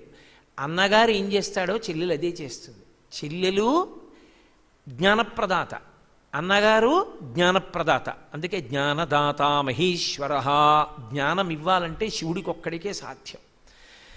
ఇద్దరు ఒక్క రంగులోనే ఉంటారు. అందుకే శంకరాచార్యులు వారు సౌందర్యలహరి చేస్తూ శరజ్యోత్స్నా శుద్ధాం శశియుత జటాజూటమకుటాం వరత్రాసత్రాణ స్ఫటిక గుటికా పుస్తకరాం సకృన్నత్వా నత్వా కథమివ సతాం సన్నిధదతే మధుక్షీరద్రాక్షా మధురి మధురీణా ఫణితయ అంటారు.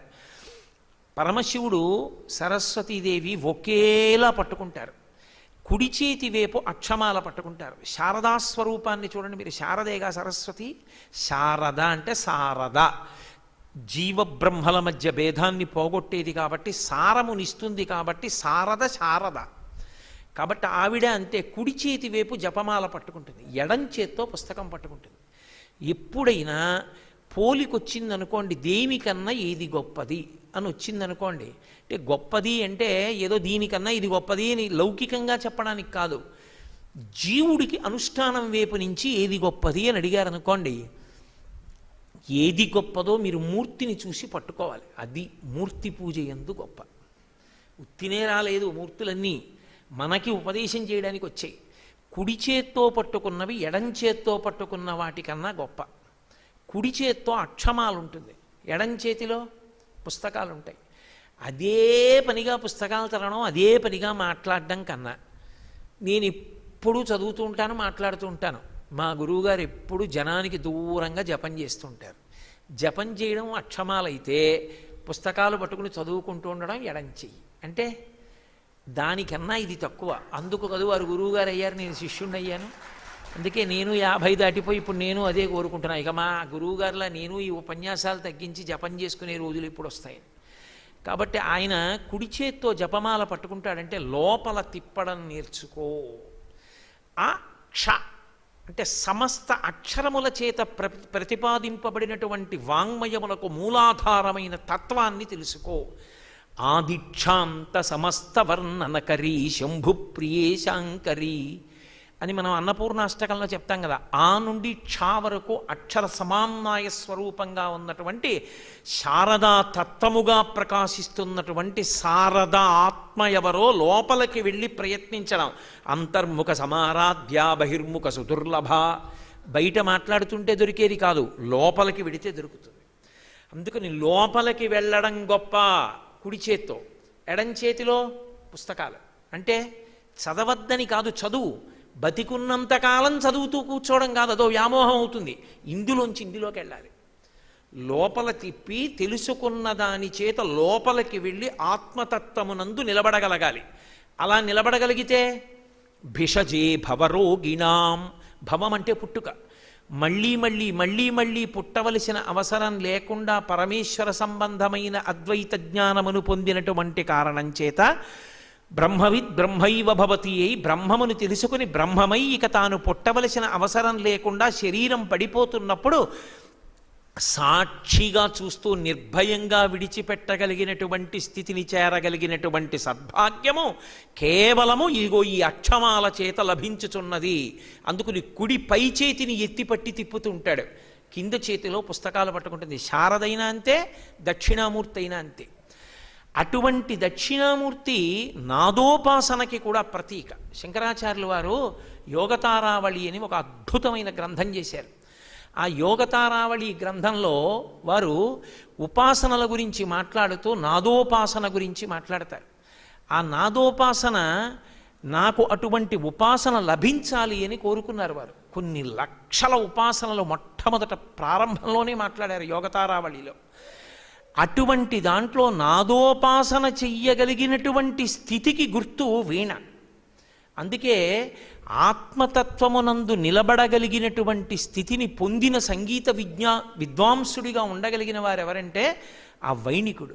ఆ వీణ వాయిస్తూ తనలో తాను లయమైపోయే వ్యక్తి పరమాత్మ దర్శనం చేస్తారు. అందుకే మీరు చూడండి, ముత్తుస్వామి దీక్షితర్ అని ఒక మహానుభావుడు, ఆయనకి గంగమ్మ తల్లి ప్రసాదంగా ఇచ్చింది వీణ.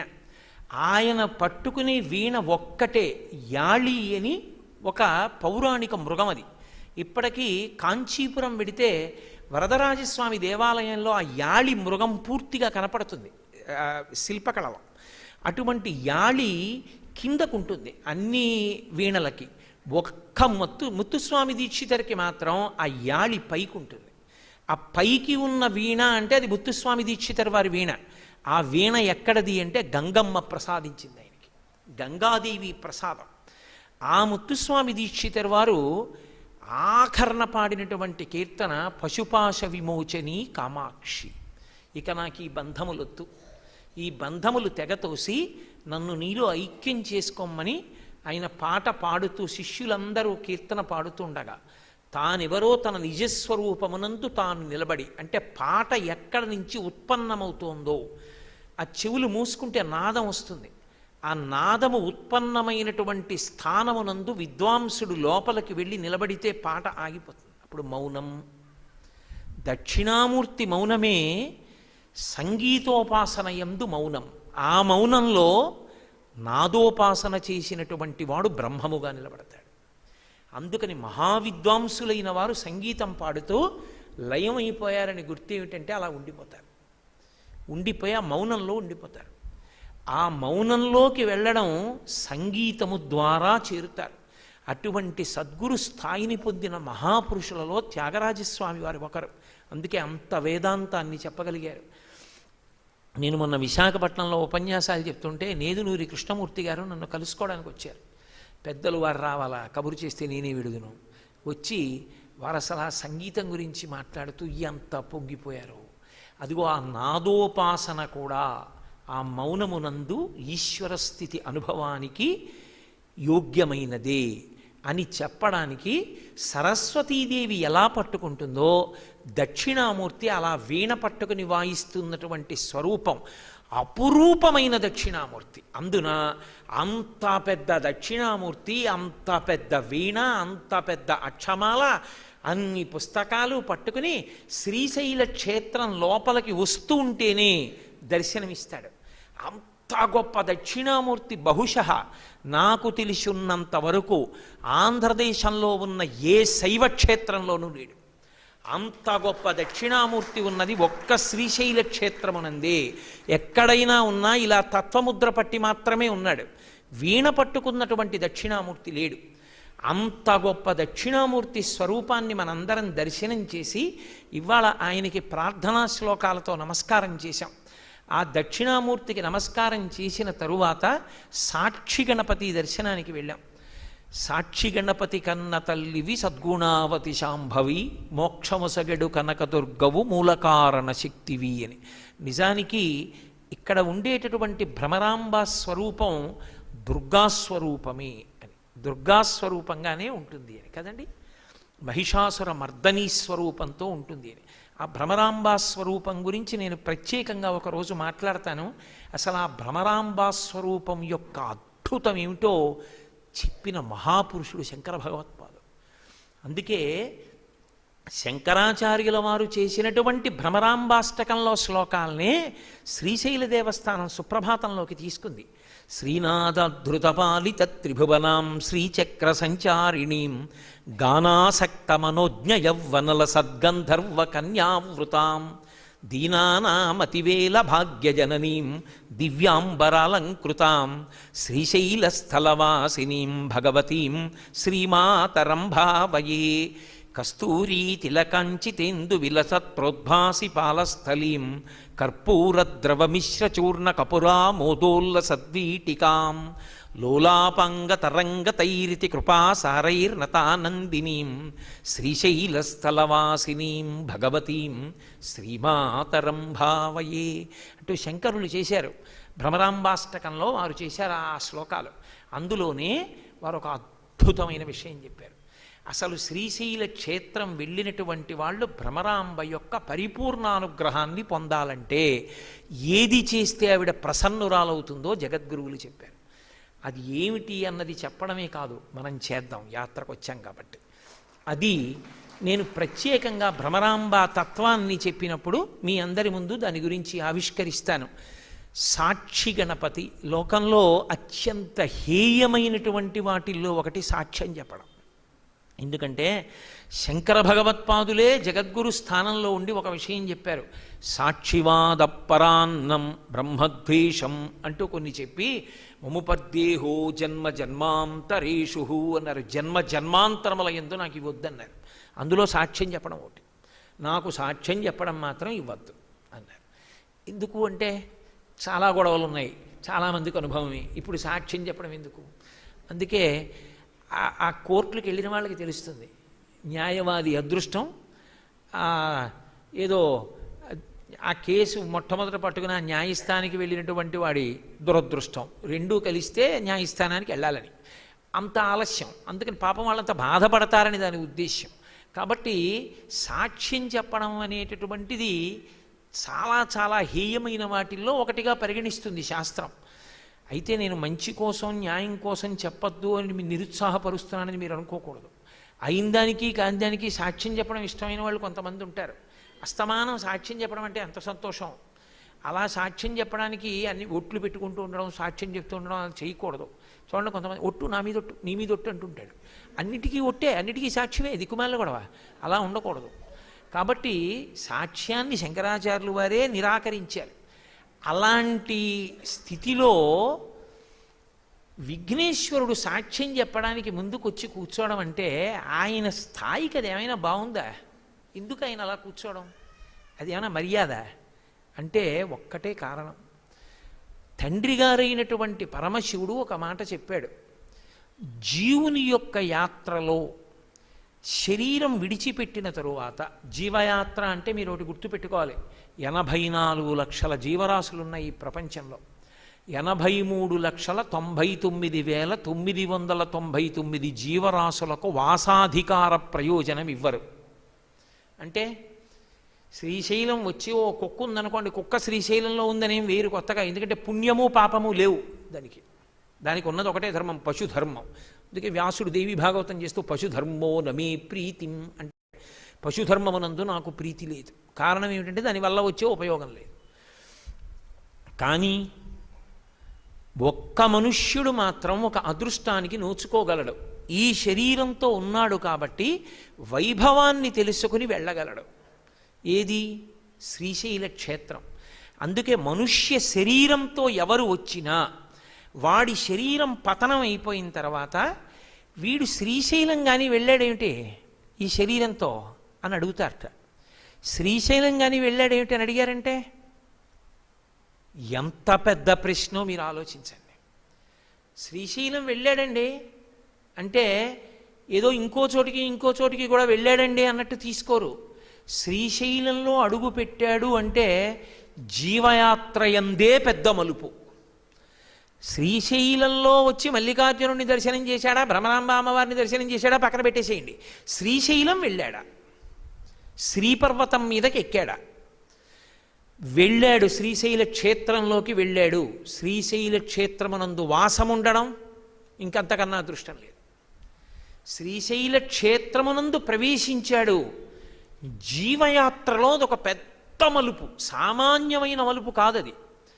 అటువంటి శ్రీశైల క్షేత్రమునందు ఎవరైనా ప్రవేశం చేస్తే వాళ్ళకి తరువాతి కాలమునందు ఉత్తర జన్మలను పరమేశ్వరుడు విశేషంగా తగ్గించేస్తాడంటే, ఈ ఒక పుణ్యాన్ని అడ్డుపెట్టి ఈశ్వరుని యందు కలిసిపోవడానికి కావలసినటువంటి స్థితికి దగ్గర చేస్తాడు. అసలు ఒక జీవుడికి పంటంతకన్నా ఇంకోటి లేదు. ఒక జీవుడి దౌర్భాగ్యం ఏమిటంటే శరీరాల్లోకి ఎడుతూ ఉండడం. పునరపి జననం పునరపి మరణం పునరపి జననీ జఠరే చయనం జిహ సంసారే బహుదుస్తారే కృపయాపారే పాహిమురారే. అదే పనిగా ఓ శరీరాన్ని విడిచిపెట్టడం, ఇంకో శరీరంలోకి వెడుతూ ఉండడం, తిరుగుతూ ఉండడం, అదే దౌర్భాగ్యం.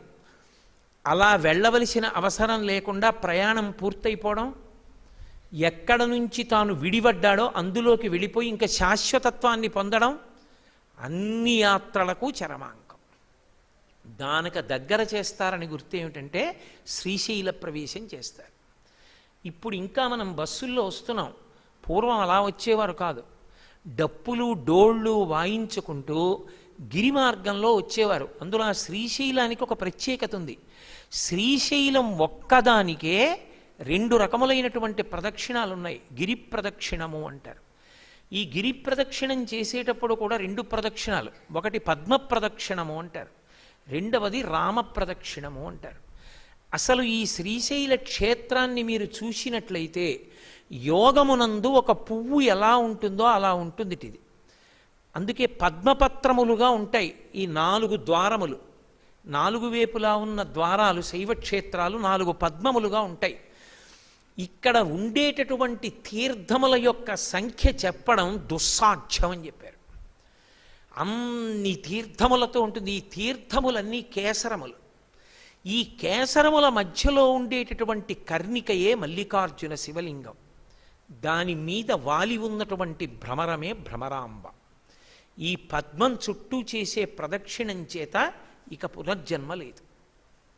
వాడు శివుని యందు ఐక్యమైపోతాడు. అంత గొప్ప క్షేత్రం, తనంత తాను అలా వెలిసిన క్షేత్రం ఒక్క శ్రీశైల క్షేత్రమే. రామచంద్రమూర్తి చేసినట్లుగా ప్రదక్షిణం ఒక్కొక్క దిక్కునందు ఒక్కొక్క దేవాలయంలో నియమం ప్రకారం 10 రోజులు 5 రోజులు చొప్పున ఆగుతూ నియమపాలనం చేస్తూ ఎవరు ప్రదక్షిణం చేస్తారో వారికి పరమేశ్వర దర్శనమే అవుతుంది అని. అందుకే మల్లికార్జున లింగం కిందకెళ్ళింది అంటారు. రామచంద్రమూర్తికి ఒకప్పుడు గిరి ప్రదక్షిణంలో శివదర్శనం అవ్వాల్సి వచ్చింది. నరుడు కనుక ఆయనకి కనపడుతూ కిందకి దిగింది శివలింగం. అందుకే మల్లికార్జున లింగం బాగా చిన్న లింగం కింద ఉంటుంది అనడానికి కారణం అదే. కాబట్టి 2 రకములైన ప్రదక్షిణములు కలిగినటువంటి క్షేత్రం. ఇంత గొప్ప శ్రీశైల క్షేత్ర ప్రవేశం చేస్తే వాడికి కలిగేటటువంటి అదృష్టం అంతా ఇంత కాదు. అసలు అంత గొప్ప అదృష్టాన్ని పొందినవాడు పొరపాటున గ్రహపాటున చిత్రగుప్తుడి ఖాతాలో పడలేదనుకోండి, వాడు వెళ్ళాడు అని వాడి జన్మ ఏమైపోతుంది? వాడి జీవుడు ఇంకా కొద్ది జన్మలలో ఆ జీవయాత్ర పూర్తయిపోవలసిన వాడు మళ్ళీ ఇన్ని కోట్ల జన్మలో కిందకెడతాడు. నాన్నగారు అన్న మాట విన్నాడు విఘ్నేశ్వరుడు. అందుకని ఆయనకి హేరంబహ అని ఒక పేరు. హేరంబుడు అంటే ఏమిటో తెలుసా? ఎప్పుడూ నాన్నగారి దగ్గర కూర్చుంటాడు. ఎప్పుడూ నాన్నగారి దగ్గర కూర్చుంటే సేవకపుత్రుడు అంటారు. పనికి మాలిన వాడైతే నాన్నగారి మీద ప్రేమతో నాన్నగారితోనే తిరుగుతూ ఏం చేస్తాడంటే, నాన్నగారండి ఉత్తరీయం వేసుకోండి, నాన్నగారండి కుర్చీ వేసుకోండి, నాన్నగారండి మంచినీళ్ళు తాగుతారా అంటుంటాడు. అలా కాదు. తనంత తాను లోకపూజితుడై, తనంత తాను పరమసమర్థుడై, తండ్రి యందు పరమభక్తితో ఎప్పుడూ తండ్రి దగ్గర కూర్చుని ఉండేటటువంటి వినయవంతుడైన పుత్రుని వలన తండ్రి సంతోషిస్తాడు. అసలు సంతోషము దుఃఖము అని 2 లేనివాడు పరమశివుడు. అందుకే వృషద్విచిత్రతల్పయోర్ భుజంగముక్తికస్రజో గరిష్టరత్నలోష్టయో సుహృద్విపక్షపక్షయో తృణారవింద చక్షుషో ప్రజామహీ మహేంద్రయో సమప్రవర్తయన్మన కదా సదాశివం భజే అన్నాడు. ద్వంద్వములు లేకుండా ఎప్పుడూ సమానంగా అనుభవించేటటువంటి లక్షణం ఉన్నటువంటి వాడు పరమజ్ఞాని పరమశివుడు. అందుకు ఒకరు త్రిశూలం పట్టుకుంటాడు. ఆ త్రిశూలం పట్టుకున్నాడు అంటే త్రైగుణ్యం శూలమేతస్య పరశు సత్యనిష్టత. ఆయన త్రిగుణాతీతుడై సత్యమునందు నిలబడతాడు. సత్యమే ఆయన. అందుకని ఒక చేతిలో పరశువుని గండ్రగొడ్డలిని, ఒక చేతిలో త్రిశూలాన్ని పట్టుకుంటాడు. అందుకే ఆ మూర్తిని ధ్యానం చేస్తారు సాకారం చేస్తే. ధవళవపుషమిందోర్ మండలే సన్నివిష్టం భుజగవలయహారం భస్మ దిగ్ధాంగమీశం మృగయ పరశు పాణిం చారు చంద్రార్ధమౌళిం హృదయ కమల మధ్యే సంతతం చింతయామి అంటారు. అటువంటి పరమశివస్వరూపం ఏదున్నదో ఆయన వరమిచ్చాడు జీవకోటికంతటికి. శ్రీశైలం ఒక్కటి మీరు వెళ్ళగలిగితే, ఎలాగో అలా కష్టపడి శ్రీశైల క్షేత్రంలోకి వెడితే నేను ఏమిస్తానో మీరు అప్పుడు చూద్దురుగానన్నాడు. అంటే వాడి జీవయాత్ర తగ్గిపోతుంది అని గుర్తు. అంటే ఉత్తర జన్మలలో లేదా ఈ జన్మలోనే ఒక సద్గురువు యొక్క అనుగ్రహం చేత జ్ఞానమును పొందగలిగినటువంటి స్థితిని పొంది ఆ జ్ఞానము వలన మళ్ళీ పుట్టవలసినటువంటి అవసరాన్ని పోగొట్టుకుంటాడు. అటువంటి శ్రీశైల క్షేత్ర ప్రవేశం అంత గొప్పదైతే ఏమో చిత్రగుప్తుడు పొరపాటున వ్రాయకపోతే మా నాన్నగారికి దోషం వస్తుంది. శివుడు అలా అన్నాడని నేను కష్టపడి వెళ్ళాను, చిత్రగుప్తుడు రాయలేరు. సర్వజ్ఞుడైన శివుడు అనలేదు, వాడు వచ్చాడు రా అనలేదు ఆయన. మళ్ళీ పోయాను కోట్ల జన్మలో అని ఏ ఒక్కడు నింద చేసినా మా నాన్నగారి గౌరవానికి భంగం వస్తుందని ఆయన వచ్చి కూర్చున్నాడు. అక్కడ కూర్చుని ఆ క్షేత్ర ప్రారంభంలో కూర్చుని శ్రీశైలం వచ్చావా వెళ్ళి అక్కడ గోత్రనామాలు చెప్పుకో. వెళ్ళి దర్శనం చేసి వచ్చేయడం కాదు, ఓసారి ప్రకటనంగా నోరు విప్పి చెప్పాలి. ఆత్రేశ గోత్రస్య కోటేశ్వర శర్మనామధేయస్య అని చెప్పుకోవాలి. చెప్పుకుంటే ఆయన రాసుకుంటాడు. వచ్చావు రా వేసుకున్నాను అని వెంటనే ఆయన కంప్యూటర్లో తెలుస్తుంది. ఒరే నువ్వు ఇది ఎన్నో మాట వచ్చావు, అప్పుడే అదృష్టవంతుడు రోయ్, మా నాన్నగారు అనుగ్రహం ఉంది నీకు అంటాడు. తీర్థయాత్రకు వచ్చి తీర్థయాత్ర ఎలా చెయ్యాలో అలా చేసే భాగ్యం పడితే ఎంత మల్లికార్జునానుగ్రహాన్ని పొందినవాడై ఉండాలి వాడు, ఎంత భ్రమరాంబానుగ్రహం పొందినవాడై ఉండాలి వాడు. కాబట్టి అదిగో అటువంటి సాక్షి గణపతి యొక్క దర్శనం అద్భుతం. అందుకే అసలు మీకు ప్రపంచపటంలో ఏ క్షేత్రంలో సాక్ష్యం చెప్పడానికి విఘ్నేశ్వరుడు కూర్చున్నటువంటి క్షేత్రము ఇంకొకటి లేదు శ్రీశైలము తక్క. ఇక్కడ ఒక్కచోటే కూర్చున్నాడు. మిగిలిన ఎక్కడైనా ఆ క్షేత్ర ప్రవేశం చెయ్యడానికి ఆయనకి నమస్కారం పెట్టాలి. ఇక్కడ క్షేత్ర ప్రవేశానికి ఆయనే, క్షేత్రం నుంచి వెళ్ళిపోయేటప్పుడు వ్రాసుకునేది ఆయనే, రెండూ ఆయనే చేస్తాడు. అది విచిత్రం. అంత అద్భుతమైనటువంటి స్వరూపమున్నటువంటి విఘ్నేశ్వర తత్వము ఈ క్షేత్రమునందు ప్రకాశించింది. అందున మీరు చూడండి, ఇక్కడ ఉండేటటువంటి గణపతిని మీరు కొంచెం జాగ్రత్తగా పరిశీలిస్తే నిదానంగా మనిషి కూర్చున్నట్లే ఉంటుంది. అది కూడా ఎలా వ్రాసుకుంటూ ఉంటాడు అన్నది మీరు గమనించండి. వ్రాసేవాడు ఏం చేస్తాడంటే ఇలా వ్రాస్తాడు. చాగంటి కోటేశ్వరారు అన్నారు అనుకోండి, ఉండు అది రాసుకుంటాడు. ఆయన అలా వ్రాయడు, ఇలా రాస్తుంటాడు. పేర్లు అడ్డదిడ్డంగా రాయడు. ఆయన దగ్గర ఒక గొప్పతనం ఉంది. ఆయన ఎందుకు కూర్చున్నాడో తెలుసా? ఆయన ఒక్కడికే ఏకదంతం, ఒకటే దంతం. ఎందుకని అంటే వ్యాసుడు ఒక చమత్కారం చేశాడు. వ్యాసుడు నేను లోకానికంతటికీ పురుషార్థ సమన్వయం పొందడానికి మహాభారతం ఇస్తాన్నాడు. మహాభారత ప్రయోజనం అది, పురుషార్థ సమన్వయం తెలియడం. పురుషార్థ సమన్వయాన్ని తెలియచేయడానికి మహాభారతం ఇస్తాను, వ్రాసేవాడెవరన్నాడు. వ్యాసుడు చెప్తుంటే వ్రాయగలిగినంత వేగంతో ఎవరు చెప్తారు? ఎప్పుడో అప్పుడు గంటల్లో సిరా అయిపోతుంది. ఆయన దెబ్బలాడతాడు, ఎవరూ రాలేదు. విఘ్నేశ్వరుడు వచ్చి నేను వ్రాస్తానన్నాడు. ఏది దేని పెట్టి వ్రాస్తామన్నాడు. అసలు ఏనుక్కి అందమిచ్చే వాటిల్లో ఒకటి దంతం. తనకి అందమిచ్చేటటువంటి దంతాలలో ఒకదాన్ని లోక ప్రయోజనం కోసం త్యాగం చేశాడు, విరిచేశాడు. అందుకే భిన్న దంతం ఏకదంతం, ఒక దంతం విరిచి మహాభారతం వ్రాశాడు. లోకంలో వ్రాసినవాడు గొప్ప, రచించినవాడు తక్కువ అని ఎక్కడా ఉండదు. రచించినవాడు గొప్ప, వ్రాసినవాడు గొప్పవాడు కాదు. ఎందుకని? వ్రాసినవాడు ఎవరో వ్రాశాడు పాపం తాళపత్ర గ్రంథాలు, కానీ తాళపత్ర గ్రంథం మీద ఆయన వ్రాసినా ఎవడు చెప్పాడో వాడు రచయిత. కానీ మహాభారతం విషయంలో చెప్పిన వ్యాసుని కన్నా వ్రాసిన గణపతి గొప్పవాడు. ఎందుకో తెలుసా? ఓ కారణం ఉంది, దాన్ని భారత గుట్టు అంటారు. వ్యాసుల వారికి చికాకు వచ్చింది. ఆయన ఓ శ్లోకం చెప్పి ఇలా చూసేవాడు, అనేవాడు ఈయన. అయిపోయింది చెప్పనేవాడు. అసలు ఆగడానికి లేదు. ఏడు ఎన్ని చెప్పినా రాసేసానంటాడేమిటి, అలిసిపోయానండో లేకపోతే అండేమిటి అని సంక్లిష్టమైన శ్లోకాలు చెప్పాడు. వ్రాయడం అంత తేలిక కాదు. ఏమన్నారు అని అడగాలి, అడిగి ఒత్తులు జాగ్రత్తగా వెయ్యాలి, అలాంటి శ్లోకాలు చెప్పేవాడు. ఆయనకొక్కడికి అలా వినగలిగిన చెవులు, మిగిలిన ఏ స్వరూపానికైనా వింటున్నాడో లేదో తెలియదు.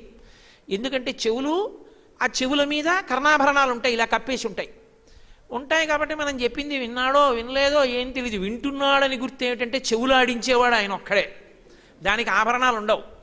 అందుకే ఆయన చెవుల మీద శూర్పకర్ణం, చాలా సంతోషం తండ్రి, మేం చెప్పింది వింటున్నామన్న తృప్తి మాకు నీ దగ్గరికి వస్తేనే కలిగిందన్నారు.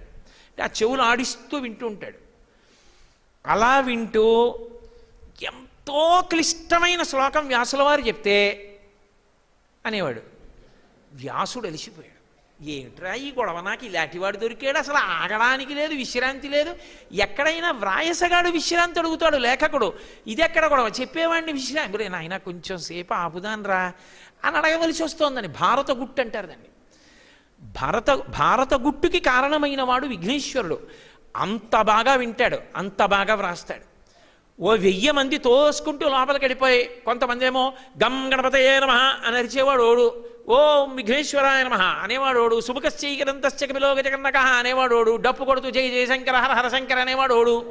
ఇందులో ఎవడో వాడు వచ్చి ఓ పేరు చెప్పాడు అనుకోండి, ఓ పేరు రాశాడు అనుకోండి, అప్పుడు చిత్రగుప్తుడికి ఈయనకి గొడవ మళ్ళీ కాదు. అంత బాగా వ్రాస్తాడు.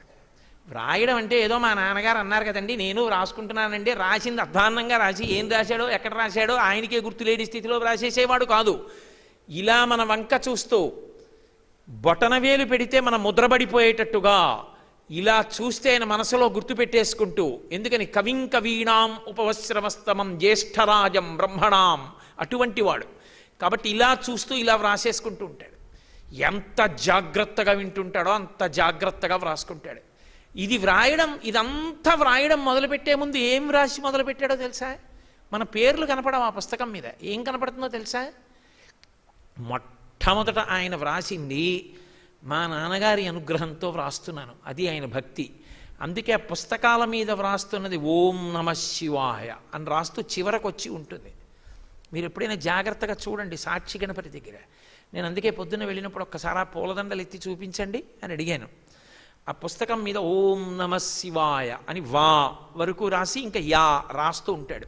శివా నీకు నమస్కారం, నాన్నగారండి మీ అనుగ్రహంతో వ్రాస్తున్నాను ఈ పేర్లన్నీ, నాకు ఆ శక్తిని ఇవ్వండి అంటాడు. నేను గొప్పవాడిని అండం.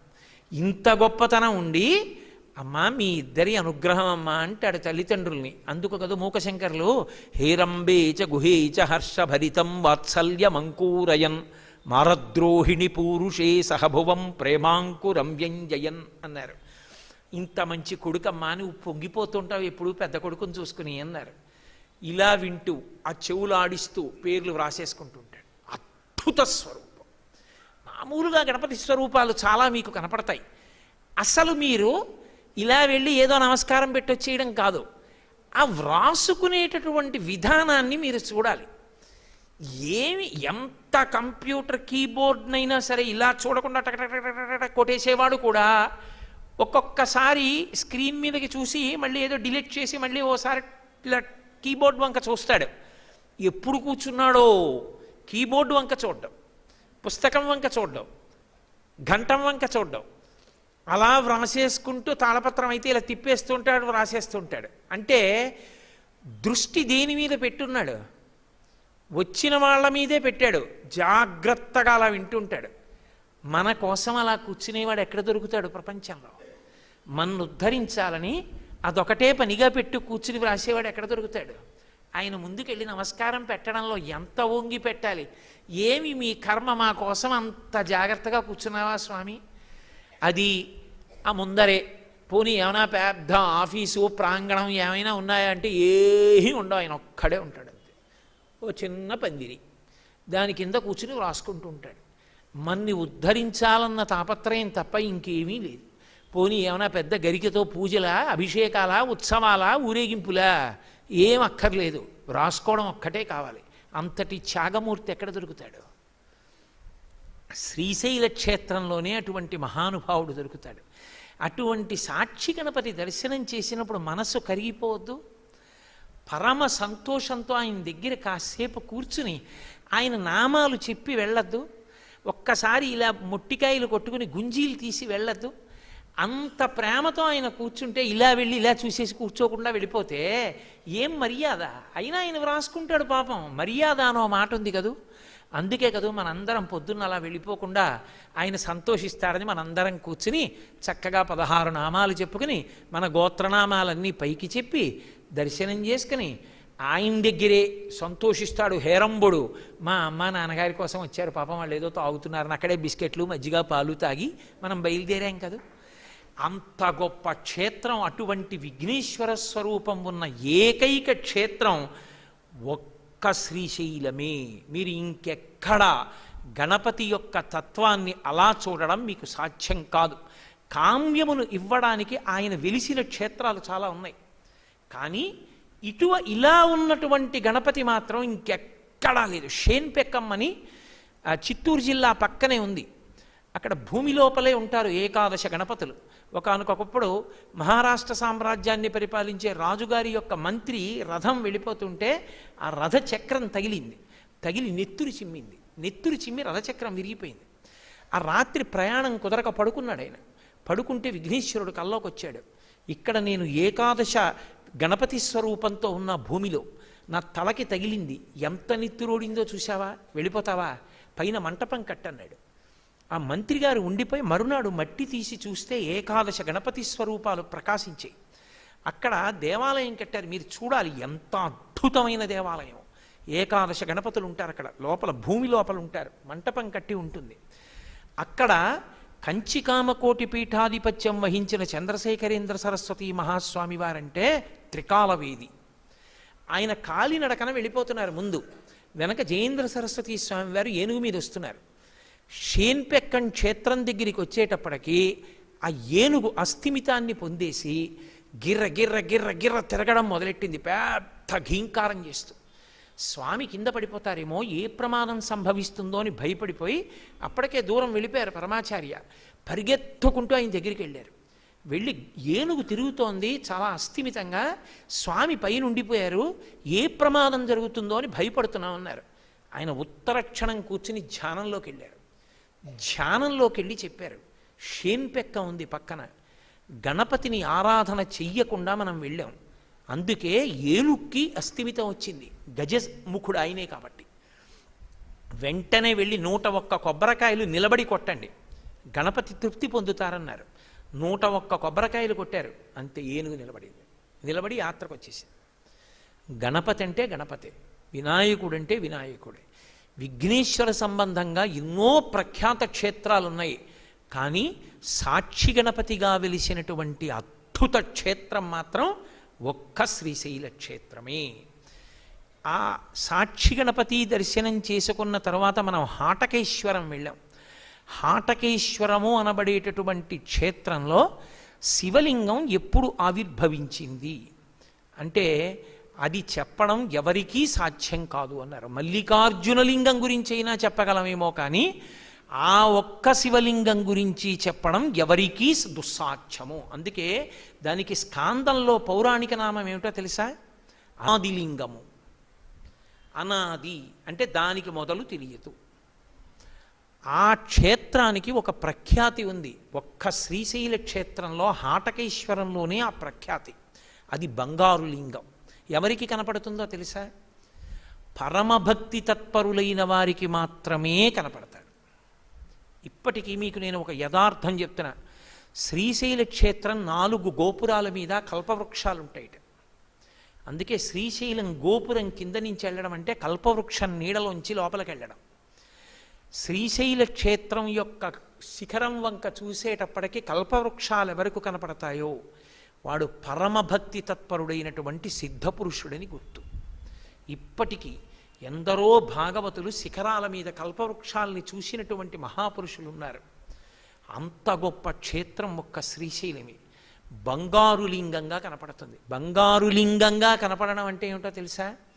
బంగారు లింగంగా కనపడడం అంటే మీరు పెద్ద ఊహ చేయక్కర్లా. కామకోటి మఠం లోపలికి ఎడుతుంటే ఎదురుగుండా పెట్టుంది బంగారు రంగులో శివలింగం. నేను ఇప్పుడే సాయంకాలం చూసి అనుకున్నా, దీని చుట్టూ దీపాలు ఉన్నాయి. ఆర్ద్రా నక్షత్రంతో కూడిన సోమవారం దీపాలన్నీ ఆర్పేసి దాని నిండా దీపాలు వెలిగించి ప్రదోష వేళలో దర్శనమిస్తే ఎంత బాగుండేదో అనుకున్నాను. ఆ బంగారు లింగం ఉంటుందే, హిరణ్యలింగాయ నమః అంటాం, ఆ బంగారు లింగంలా కనపడుతుంది. అలా ఎందుకు కనపడుతుందో తెలుసా? ఎందుకు హాటకేశ్వరుడని పేరో తెలుసా? అక్కడ ఆ పరమశివుడు ఒక్కడే బంగారం పూర్ణంగా ఉన్న ధనస్సు పట్టాడు. బంగారు మురుకులున్నటువంటి ధనస్సులు పట్టుకుంటారు. ఒక్క శివుడు మాత్రం బంగారు పర్వతాన్ని ధనస్సుగా పట్టాడు. అందుకే మేరు పర్వతం బంగారం, మేరు పర్వతాన్ని ధనస్సుగా పట్టుకున్నవాడు ఆయన ఒక్కడే. నమస్తే అస్తు ధన్వనే బాహుభ్యాముతే నమః అని నమస్కారం చేసింది రుద్రం. మనం ఏమైనా దోషాలు చేస్తే, శాస్త్ర విరుద్ధంగా ప్రవర్తిస్తే ఆయన ధనస్సు పట్టుకుని కనపడతాడు. కనపడితే మహానుభావ తప్పులు చేశాను మన్నించవయా అని అడిగితే, నీ ధనస్సుకో నమస్కారం, నీ బాహువులకో నమస్కారం, నీ కోపానికో నమస్కారం, నమస్తే రుద్రమన్యవ ఉతోత ఇషవే నమః అంటాం కదా. ఆయన ధనస్సు పక్కన పెట్టి తండ్రిగా ప్రీతిగా కూర్చుంటాడు. కోపం నటిస్తాడు తప్ప కోపం ఉన్నవాడు కాడు. అందుకే సదాశివ. అక్కడ బంగారు రూపంతో కనపడితే అర్థం ఏమిటో తెలుసా? సమస్త పాపములు పోగొట్టేస్తున్నాను. అలా చూడలేకపోయినా అనాదిలింగమని పేరు. ఆ శివలింగానికి ప్రదక్షిణం ప్రధానం. అక్కడ దర్శనం చేసి ఆలయం చుట్టూ ప్రదక్షిణం చెయ్యాలి. ప్రదక్షిణం చెయ్యగానే సమస్త పాపరాశిని ధ్వంసం చేస్తానన్నాడు అక్కడ. అందుకని ఇది హాటకేశ్వరమని పేరు. బంగారు రంగుతో కనపడుతుంది, బంగారు లింగమై ఉంటుంది. అందరూ చూసే శివలింగంలా సామాన్యులకి కనపడుతుంది, ప్రతి వాళ్ళని ఉద్ధరిస్తుంది. అక్కడ ఇంకా గొప్పతనం ఏంటంటే, నిస్సంతులై సంసారము మాకు సంతానము కలగలేదు అని బెంగ పెట్టుకున్న దంపతులు పూర్వకాలంలో హాటకేశ్వర లింగం దగ్గరికి వచ్చి నమస్కారం చేసి, దాని పక్కన ఉన్న చెట్లన్నీ సంతాన వృక్షములు అలా పెరుగుతాయని. అక్కడ ఉన్న చెట్లన్నీ సంతాన వృక్షములు అని. సంతాన వృక్షములు అంటే ఏమిటో తెలుసా? పరమశివుని యొక్క పరిపూర్ణమైనటువంటి అనుగ్రహము ఫలరూపంలో ఇవ్వడానికి చెట్లుంటాయి. నేను మీకు పొద్దున్న చూపించా. అందుకే ఆ దేవాలయంలో మీరు గమనించండి, చెట్లన్నీ ఇలా మూసి ఉంటాయి. మామిడి చెట్లు, కొబ్బరి చెట్లు, వేప చెట్టు అన్నీ. అక్కడ పడిన వేప పండు కూడా అంత గొప్పది.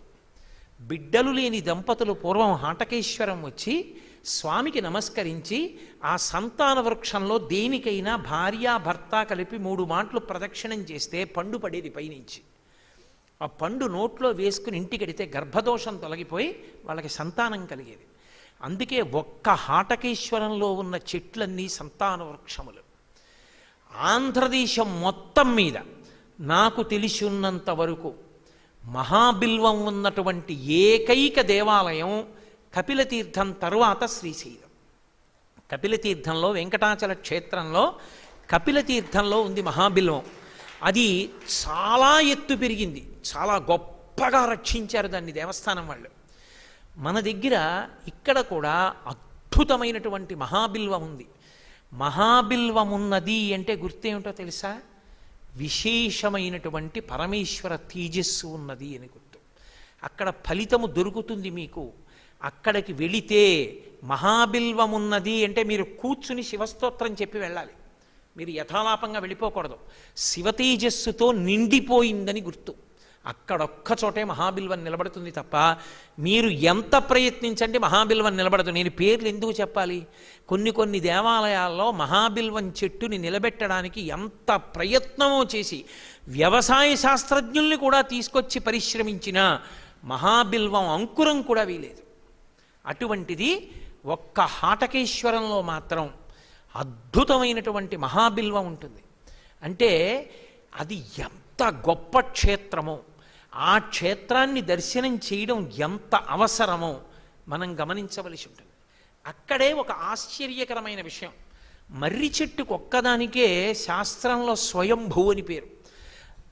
పరమశివునికి నమస్తే, ఆయనకి వృక్షేభ్యో హరికేశాయోపవీతి నే పుష్టానాం పతయే నమో నమో అంటాం.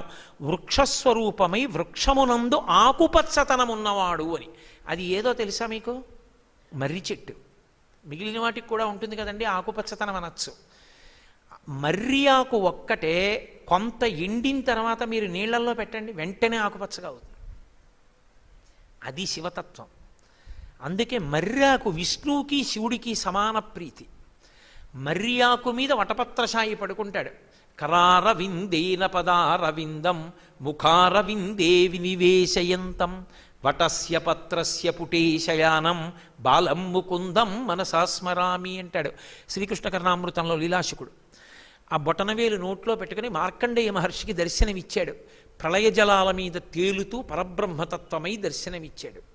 అది వటపత్రశాయి మర్రాకు మీదే పడుకున్నాడు. ఎందుకంటే దానికొక్కదానికే పత్రహరిత నీటిని తగిలితే తాను నిలబడుతుంది ఆకుపచ్చగా. పరమశివుడు మర్రి చెట్టు కిందే కూర్చున్నాడు. వట విటపి సమీపే భూమి భాగే నిషణ్ణం సకలముని గణానాం జ్ఞానదాతారమారాత్ త్రిభువన గురుమీశం దక్షిణామూర్తిజేవం జనన మరణ దుఃఖచ్ఛేదదక్షన్నమామి. మర్రి చెట్టు కింద కూర్చుని చిన్ముద్ర పట్టి సనకసనందనాది మహర్షులను అనుగ్రహించాడు. అదొక్కటే ఆధార శాఖల్ని దింపుతుంది. ఒక కొమ్మ పెరిగి వెళ్ళిపోతే కొమ్మ పడిపోకుండా మళ్ళీ దాని కిందకి వేళ్ళు దింపేసి భూమిలోకి దింపి కొమ్మని పట్టుకుంటుంది. కొమ్మని చెట్టుగా మార్చుకుంటుంది. దాని కింద ఇంకో చెట్టు ఉండదు. అది శివస్వరూపం అంటే. అందుకే మర్రి చెట్టే శివుడు. ఒక్క హాటకేశ్వర క్షేత్రంలో మీ అందరూ పొద్దున్న చూశారు. మహానుభావుడు నిజంగా ఎక్కడికి వెళ్ళినా ఏమి శివతత్వమో ఆయనకి ఎలా దర్శనమయ్యేదో శ్రీకాళహస్తి వెడితే అర్ధనారీశ్వర స్వరూపం ఎక్కడుందో కళ్ళు మూసుకుని చెప్పారు. మహానుభావుడు కాళహస్తి ఇక్కడికి వచ్చి శ్రీశైల క్షేత్రానికి వచ్చి ఆ బయట ఉన్నటువంటి మర్రి చెట్టు దగ్గర అకస్మాత్తుగా గట్టెక్కి నిలబడ్డారు. బయటికి వెళ్ళిపోయిన తర్వాత ఆలయ ప్రాకారం దాటిపోయిన తర్వాత చెట్టు దగ్గరున్న గట్టెక్కి చూస్తే లోపలున్న శివలింగ దర్శనం అయ్యేటటువంటి అద్భుత క్షేత్రం మర్రి చెట్టు కింద నుంచి శివుడు కనపడేది హాటకేశ్వరం. సంతాన వృక్షములతో కూడుకున్న ఏకైక క్షేత్రం ఇప్పటికీ భారతదేశం మొత్తం మీద సంతాన వృక్షములతో ఉన్న ఏకైక శివాలయం హాటకేశ్వరం. ఇప్పటికీ బంగారు రంగులో శివలింగం కనపడే ఏకైక క్షేత్రం హాటకేశ్వరం. కనపడకపోయినా ప్రదక్షిణం చేస్తే అనుగ్రహించగలిగిన ఏకైక క్షేత్రం హాటకేశ్వరం. మహాబిల్వం ఉన్నటువంటి గొప్ప గొప్ప దేవస్థానాలలో ఒకటి హాటకేశ్వరం. ఇంత గొప్ప దేవాలయం హాటకేశ్వర క్షేత్రం.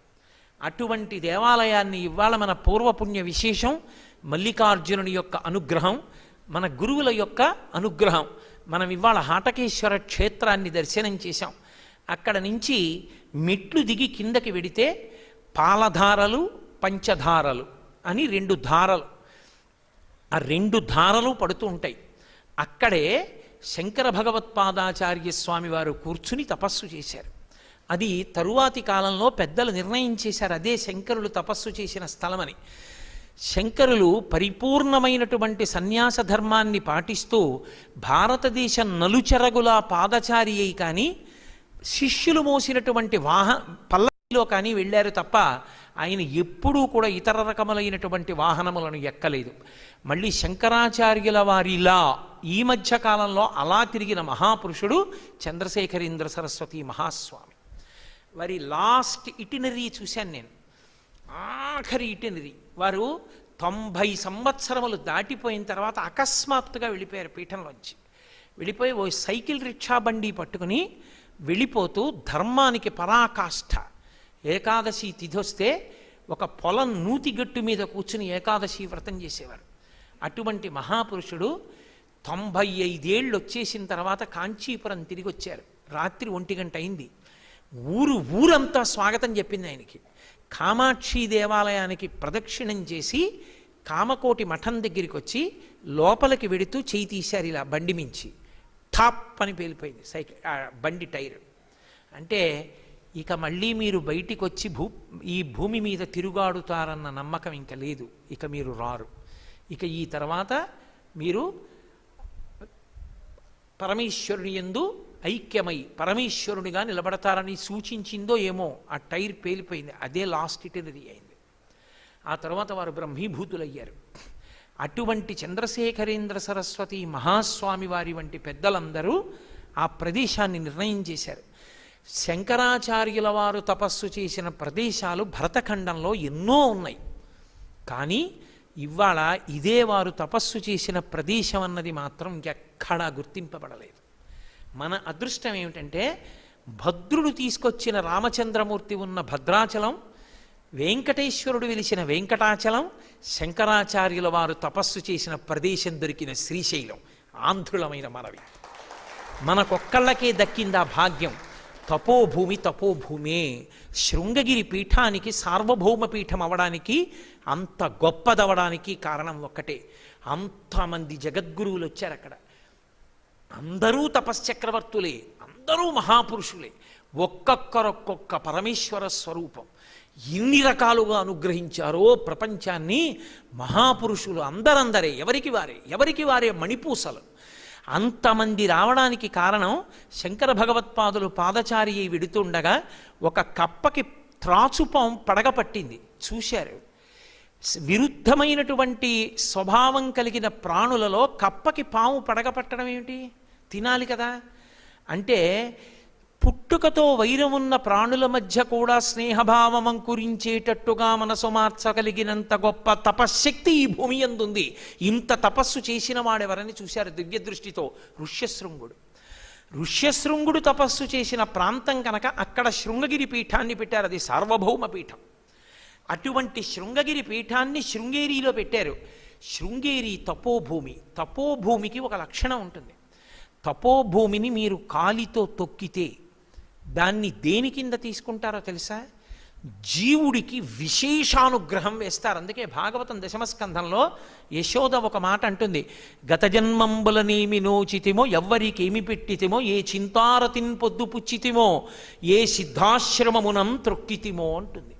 సిద్ధపురుషులైన మహానుభావులు కూర్చుని తపస్సు చేసిన ప్రదేశాల్ని పరమ జాగ్రత్తతో కాపాడుకోవలసిన అవసరం మన మీద ఉంటుంది. ఒక దేవాలయ వ్యవస్థని చిన్నబుచ్చి పాడు చేసి ఎన్నడూ మాట్లాడకూడదు. దేవాలయాలు ఎవరో ఒకరి సొత్తు కావు. దేవాలయాలు ప్రతి మనుష్యుని యొక్క సొత్తు. మనందరం దేవాలయాల్ని కాపాడుకోవాలి, మన భవిష్యత్ తరాలకు అందించాలి. తెలిసో తెలియకో పొరపాటు చేసేవాళ్ళు ఉంటారు, కానీ తపోభూములను కాపాడుకోవడం అవసరం. శ్రీశైల క్షేత్రం లాంటి క్షేత్రంలోకి ప్రవేశించడమే గొప్ప అయితే అక్కడ 2 తీర్థములు పడుతున్నాయి. ఆ తీర్థముల దగ్గర శంకరులు తపస్సు చేశారు. అటువంటి చోటికొచ్చి ఒకానొక నాడు కంచి కామకోటి పీఠాధిపత్యం వహించిన నడిచి దేవుడిని పేర్గాంచిన పరమాచార్య స్వామి, ఇక నేను పీఠాధిపత్యానికి రాను, ఉత్తర పీఠాధిపతిని ఇచ్చేశాను కాబట్టి నేను ఈ ప్రాంతంలోనే తపస్సు చేసుకుంటూ ఉండిపోతానన్నారు. ఆయనకి తన ఆచార్యుల పట్ల ఉన్న భక్తి అటువంటిది. అంత గొప్ప భూమి.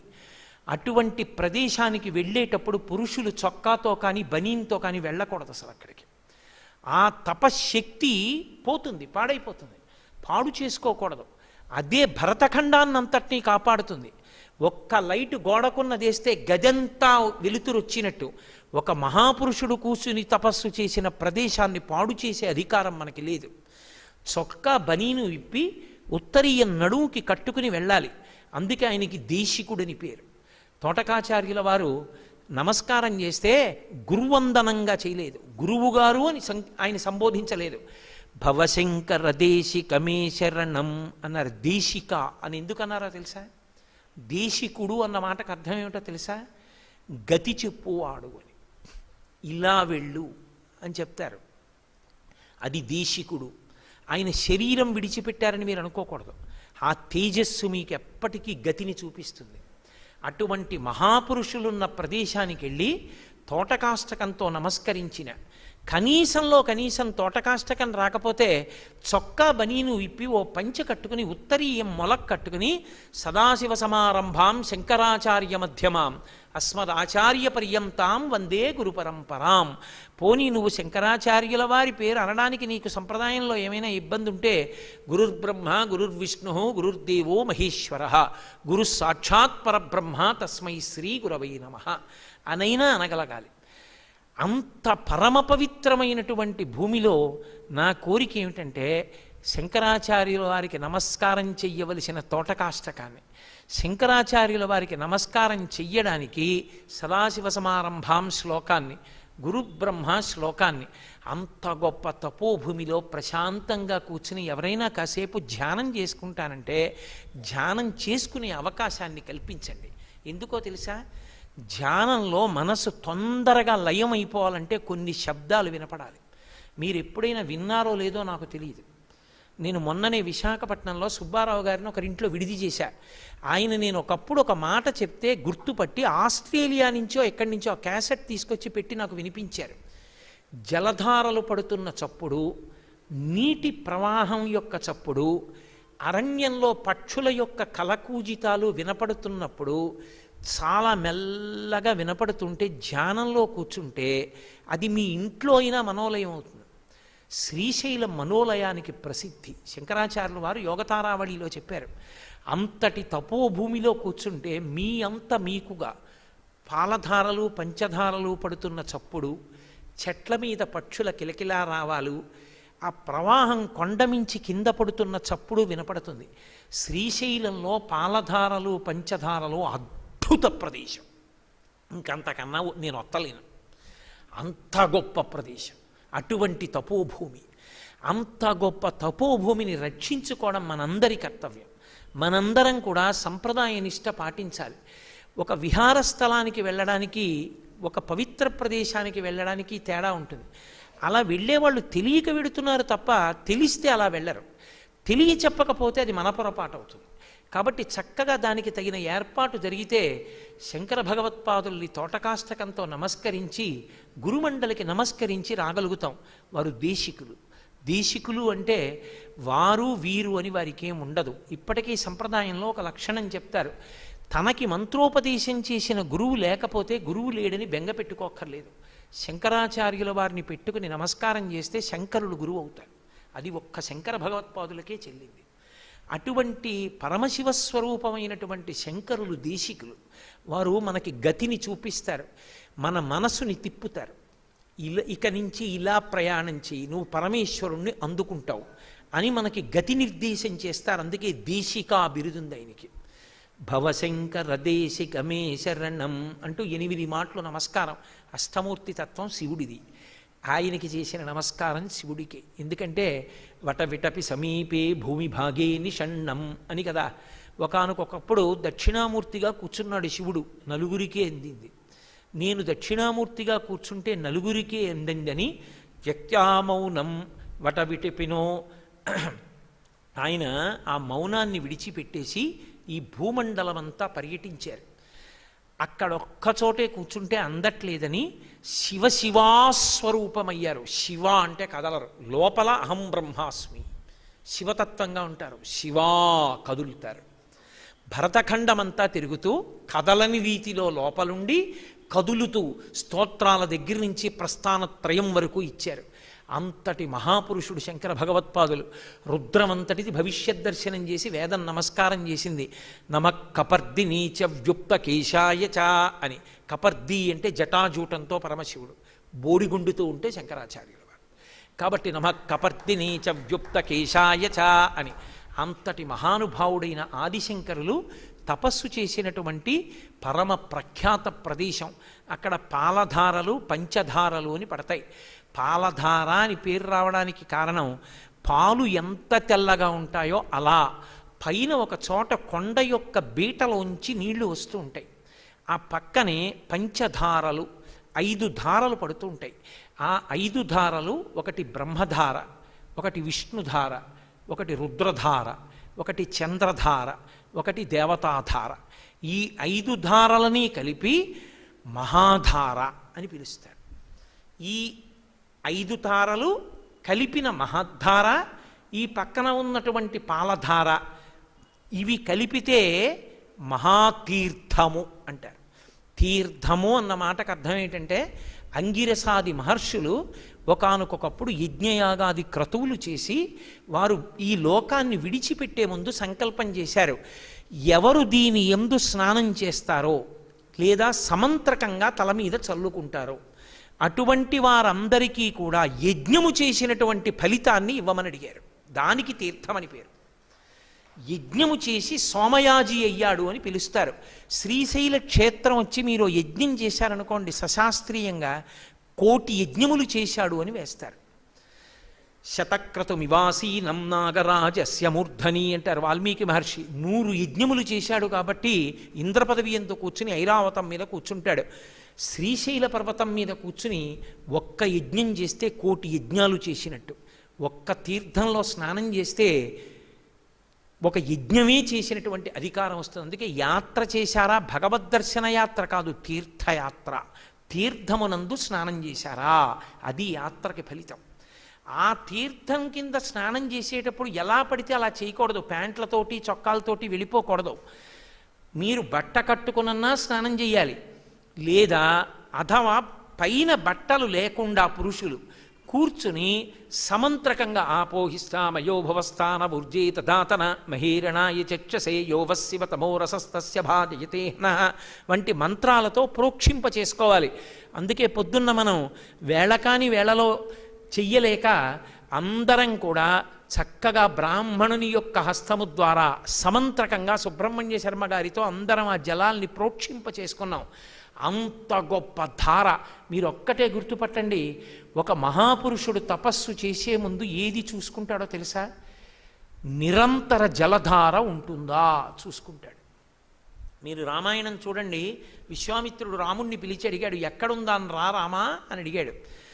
హే బ్రహ్మన్, ఇక్కడ జలం బాగా దొరుకుతుంది, అందుకని ఇక్కడ ఉందా అన్నాడు. నీటి సమృద్ధి లేని చోట ఉండరు. ఎందుకో తెలుసా? స్నానం చేస్తావా, సంధ్యావందనం చేస్తావా, ఏం చేస్తావు? నీటి సమృద్ధి ఉన్న చోట తప్ప ఉండకూడదు. అటువంటి నీటి సమృద్ధి ఉంది. సామాన్యమైన ధారలు కావవి. పాలధార పంచధారలుగా కొండమించి పడి పాతాళ గంగలో కలుస్తాయి. పైగా ధ్యానమునకు అత్యంత యోగ్యమైన ప్రదేశం. ఆ నీటి చప్పుడు వినపడుతూ ఉంటుంది. ఎంత గొప్పగా ఉంటుందో, చాలా తొందరగా మనోలయం అవుతుంది. అంత గొప్ప ప్రదేశం. అటువంటి ధారల కింద మనం తలపెడితే బ్రహ్మ యొక్క, విష్ణువు యొక్క, చంద్రుని యొక్క, రుద్రుని యొక్క, సమస్త దేవతల యొక్క అనుగ్రహమే ఆ ధార శిరస్సున పడ్డం. దాని యందు స్నానం చేయడం అంటే వాళ్ళందరి యొక్క అనుగ్రహాన్ని మన శరీరమునందు పొందడం. అంతటి తేజో సంబంధమైనటువంటి విశేషం పాలధార పంచధార అని మనకి పురాణ ప్రోక్తం, పురాణం ప్రమాణం. కాబట్టి అంత గొప్ప ధారల కింద మనం ఇవాళ సమంత్రక స్నానం చేసి శంకర భగవత్పాదులకు చక్కగా తోటకాష్టకంతో నమస్కారం చేసి వచ్చాం. ఇవాళ మనం తీర్థయాత్రలో చేసినటువంటి కార్యక్రమం ఇది. ప్రధానమైంది భోజనం చేశాం కదండి అంటే దేవతార్చన మంచిదే, ఈశ్వర ప్రసాద స్వీకారం అది. కాబట్టి ఇక ఇవాల్టి నా ప్రసంగాన్ని ఇవాళ మనం ఏం చూశాము అన్న దాంతో పూర్తి చేస్తూ రేపటి రోజున మనం ఏం చూడవలసి ఉంటుంది అన్నదాన్ని కూడా మీకు ఒక్క మాట చెప్తాను. దాన్ని బట్టి రేపు మీరు సంసిద్ధులు కావచ్చు. ప్రవచనం అయిపోయింది కాబట్టి ఇవాల్టిది నేను మంగళం చెప్పి రేపు చెయ్యవలసిన దాన్ని చెప్పేస్తాను. అప్పుడు మీ అందరూ ఆ వేళకి సిద్ధం అవుతారు. దేశము కాలము చాలా ముఖ్యం కదూ. అందుకని అది పాటించాలి అంటే ముందు తెలిసి ఉండాలి. అలా చెప్పకపోతే నాకు దోషం వస్తుంది. అందుకని ప్రసంగం అయిపోయిన తర్వాత చెప్తాను మంగళం చెప్పి. మంగళాశాసనపరై మదాచార్య పురోగమై సర్వైశ్చ పూర్వైరాచార్యై సత్కృతాయాస్తు మంగళం. మంగళం కోసలేంద్రాయ మహనీయ గుణాత్మనే చక్రవర్తి తనూజాయ సర్వభౌమాయ మంగళం. ఉమాకాంతాయ కాంతాయ కామితార్థప్రదాయినే శ్రీగిరీశాయ దేవాయ మలినాథాయ మంగళం. కరచరణకృతం వా కర్మ వాక్కాజం వా శ్రవణనైనజం వా మానసం వాపరాధం విహితం వా సర్వమేత్తక్షమస్వ. శివ శివ కరుణాబ్ధే శ్రీ మహాదేవ శంభో. సర్వం శ్రీ ఉమామహేశ్వర పరబ్రహ్మార్పణమస్తు. స్వస్తి. ఒక్కసారండి, ఒక్కసారి అయ్యా నేను ప్రకటన కూడా చేసేసాక ఇద్దరు కానప్పుడు వాళ్ళు తీసుకుంటారు. ఏమండి, రేపటి రోజున తెల్లవారుజామున 4:30 శ్రీశైల క్షేత్రంలో సుప్రభాత పఠనం ప్రారంభమవుతుంది. సుప్రభాతం అంటే అలా మొదలుపెట్టుట రోజు. అందున శ్రీశైల మల్లికార్జున సుప్రభాతానికి శంకరాచార్యుల వారి సాహిత్య స్పర్శ ఎక్కువ. అసలు ఆ శ్లోకాలు అంత అద్భుతంగా ఉంటాయి. ఇక్కడ సుప్రభాతంలో పాడే శ్లోకాల లాంటి శ్లోక వైభవం అంత తేలిక కాదు అన్ని సుప్రభాతాల్లో ఉండడం. అసలు ఆ శబ్దాలంకారం అలా ఉంటుంది, అంత అందంగా ఉంటుంది. ప్రాతర్నమామి ప్రాతస్మరామి గణనాథ మనాద బంధుం సింధూరపూర పరిశోభిత గండయుగ్మం ఉద్దండ విఘ్న పరిఖండ నచండ దండ మాఖండలాది సురనాయక బృందవంద్యం అనగానే శంకరుడు కళాభ్యాం చూడాలంకృత శిశికళాభ్యాం నిజతపఫలాభ్యాం భక్తీషు ప్రకటిత ఫలాభ్యాం భవతు మే శివాభ్యాం అస్తోక త్రిభువన శివాభ్యాం హృది పునర్భవాభ్యాం ఆనందస్ఫురదనుభవాభ్యాం నతిరియం అంటూ అబ్బా ఏమి సమాసాలో.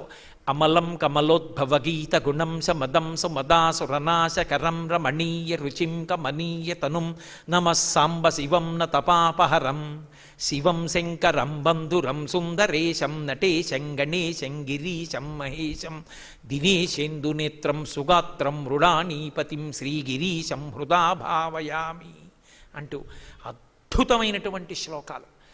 రేపటి రోజున అందరూ కూడా 4:30 స్నానం చేసి దేవాలయం ముందుకొచ్చి నించోండి.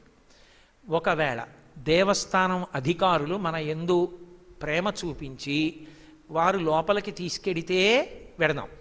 ఒకవేళ అలా వద్దండి అంటే చిన్నబుచ్చుకోవద్దు. ఎందుకంటే ఆలయ మర్యాద మనకన్నా గొప్పది. ఆలయం కన్నా మనం గొప్పవాళ్ళం కాం. బయట నించుని సుప్రభాతం విందాం. ఒకవేళ సుప్రభాత పఠన సమయంలో లోపలికి రండి అన్నారనుకోండి, ఎవరిని పంపించాలి అన్నది వాళ్ళకి తెలియాలి కదా. వాళ్ళకి తెలియడానికి కాకినాడ బ్యాడ్జెస్ వేసుకోండి. బాగా జ్ఞాపకం పెట్టుకోండి నేను చెప్పేది. సుప్రభాత దర్శనానికి మాత్రం వెళ్ళవద్దు. ఎందుకో తెలుసా?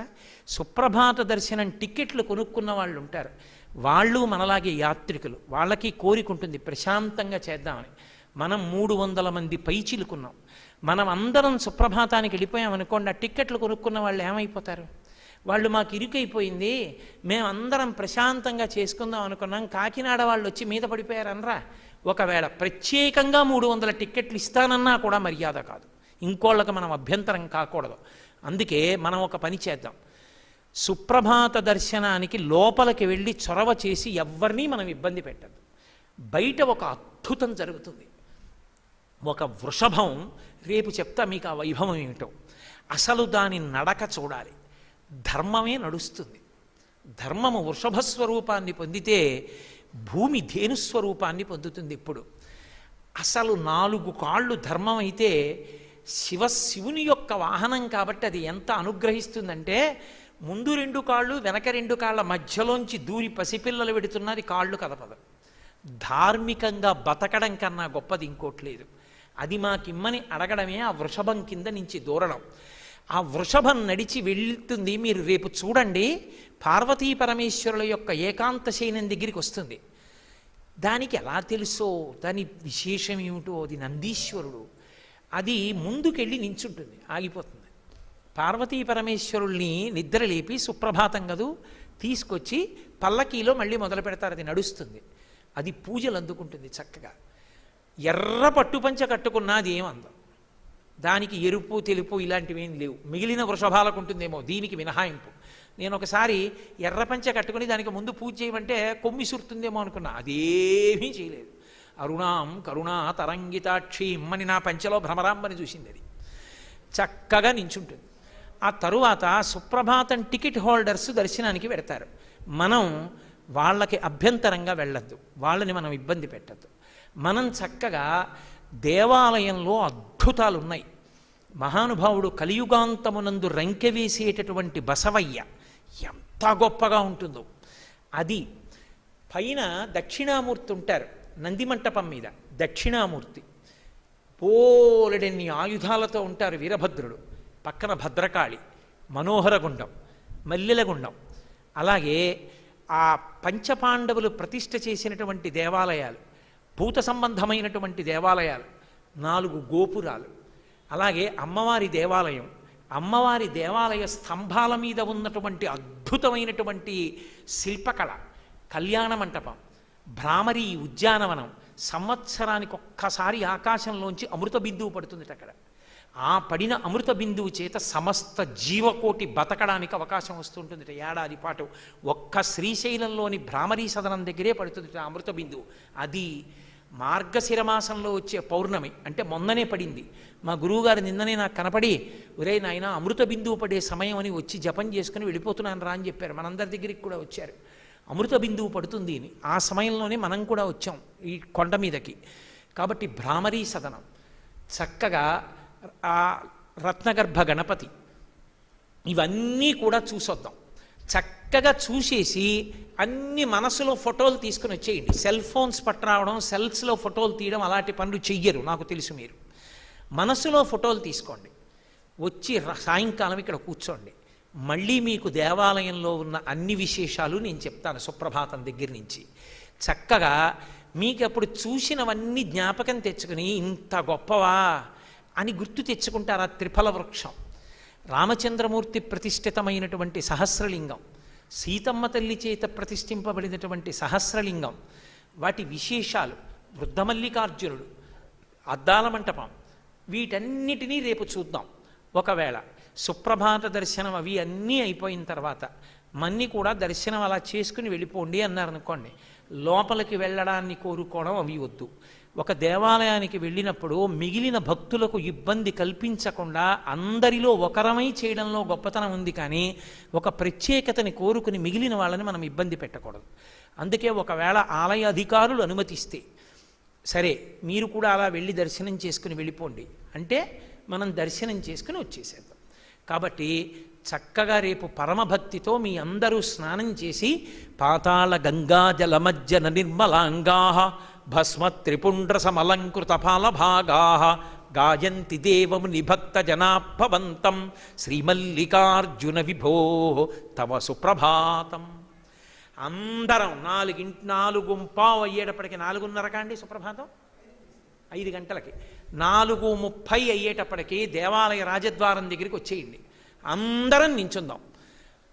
అధికారులు మన్ని అనుమతిస్తే ద్వారం దాటి లోపలికి వెళ్ళి చక్కగా ఆ వృషభంతో పాటుగా తిరుగుతాం. దానికి టిక్కెట్ ఎవరికుందో వాళ్ళు చేసుకుంటారు, మనం వెనకాతల వెడుతూ చూసి వచ్చేద్దాం.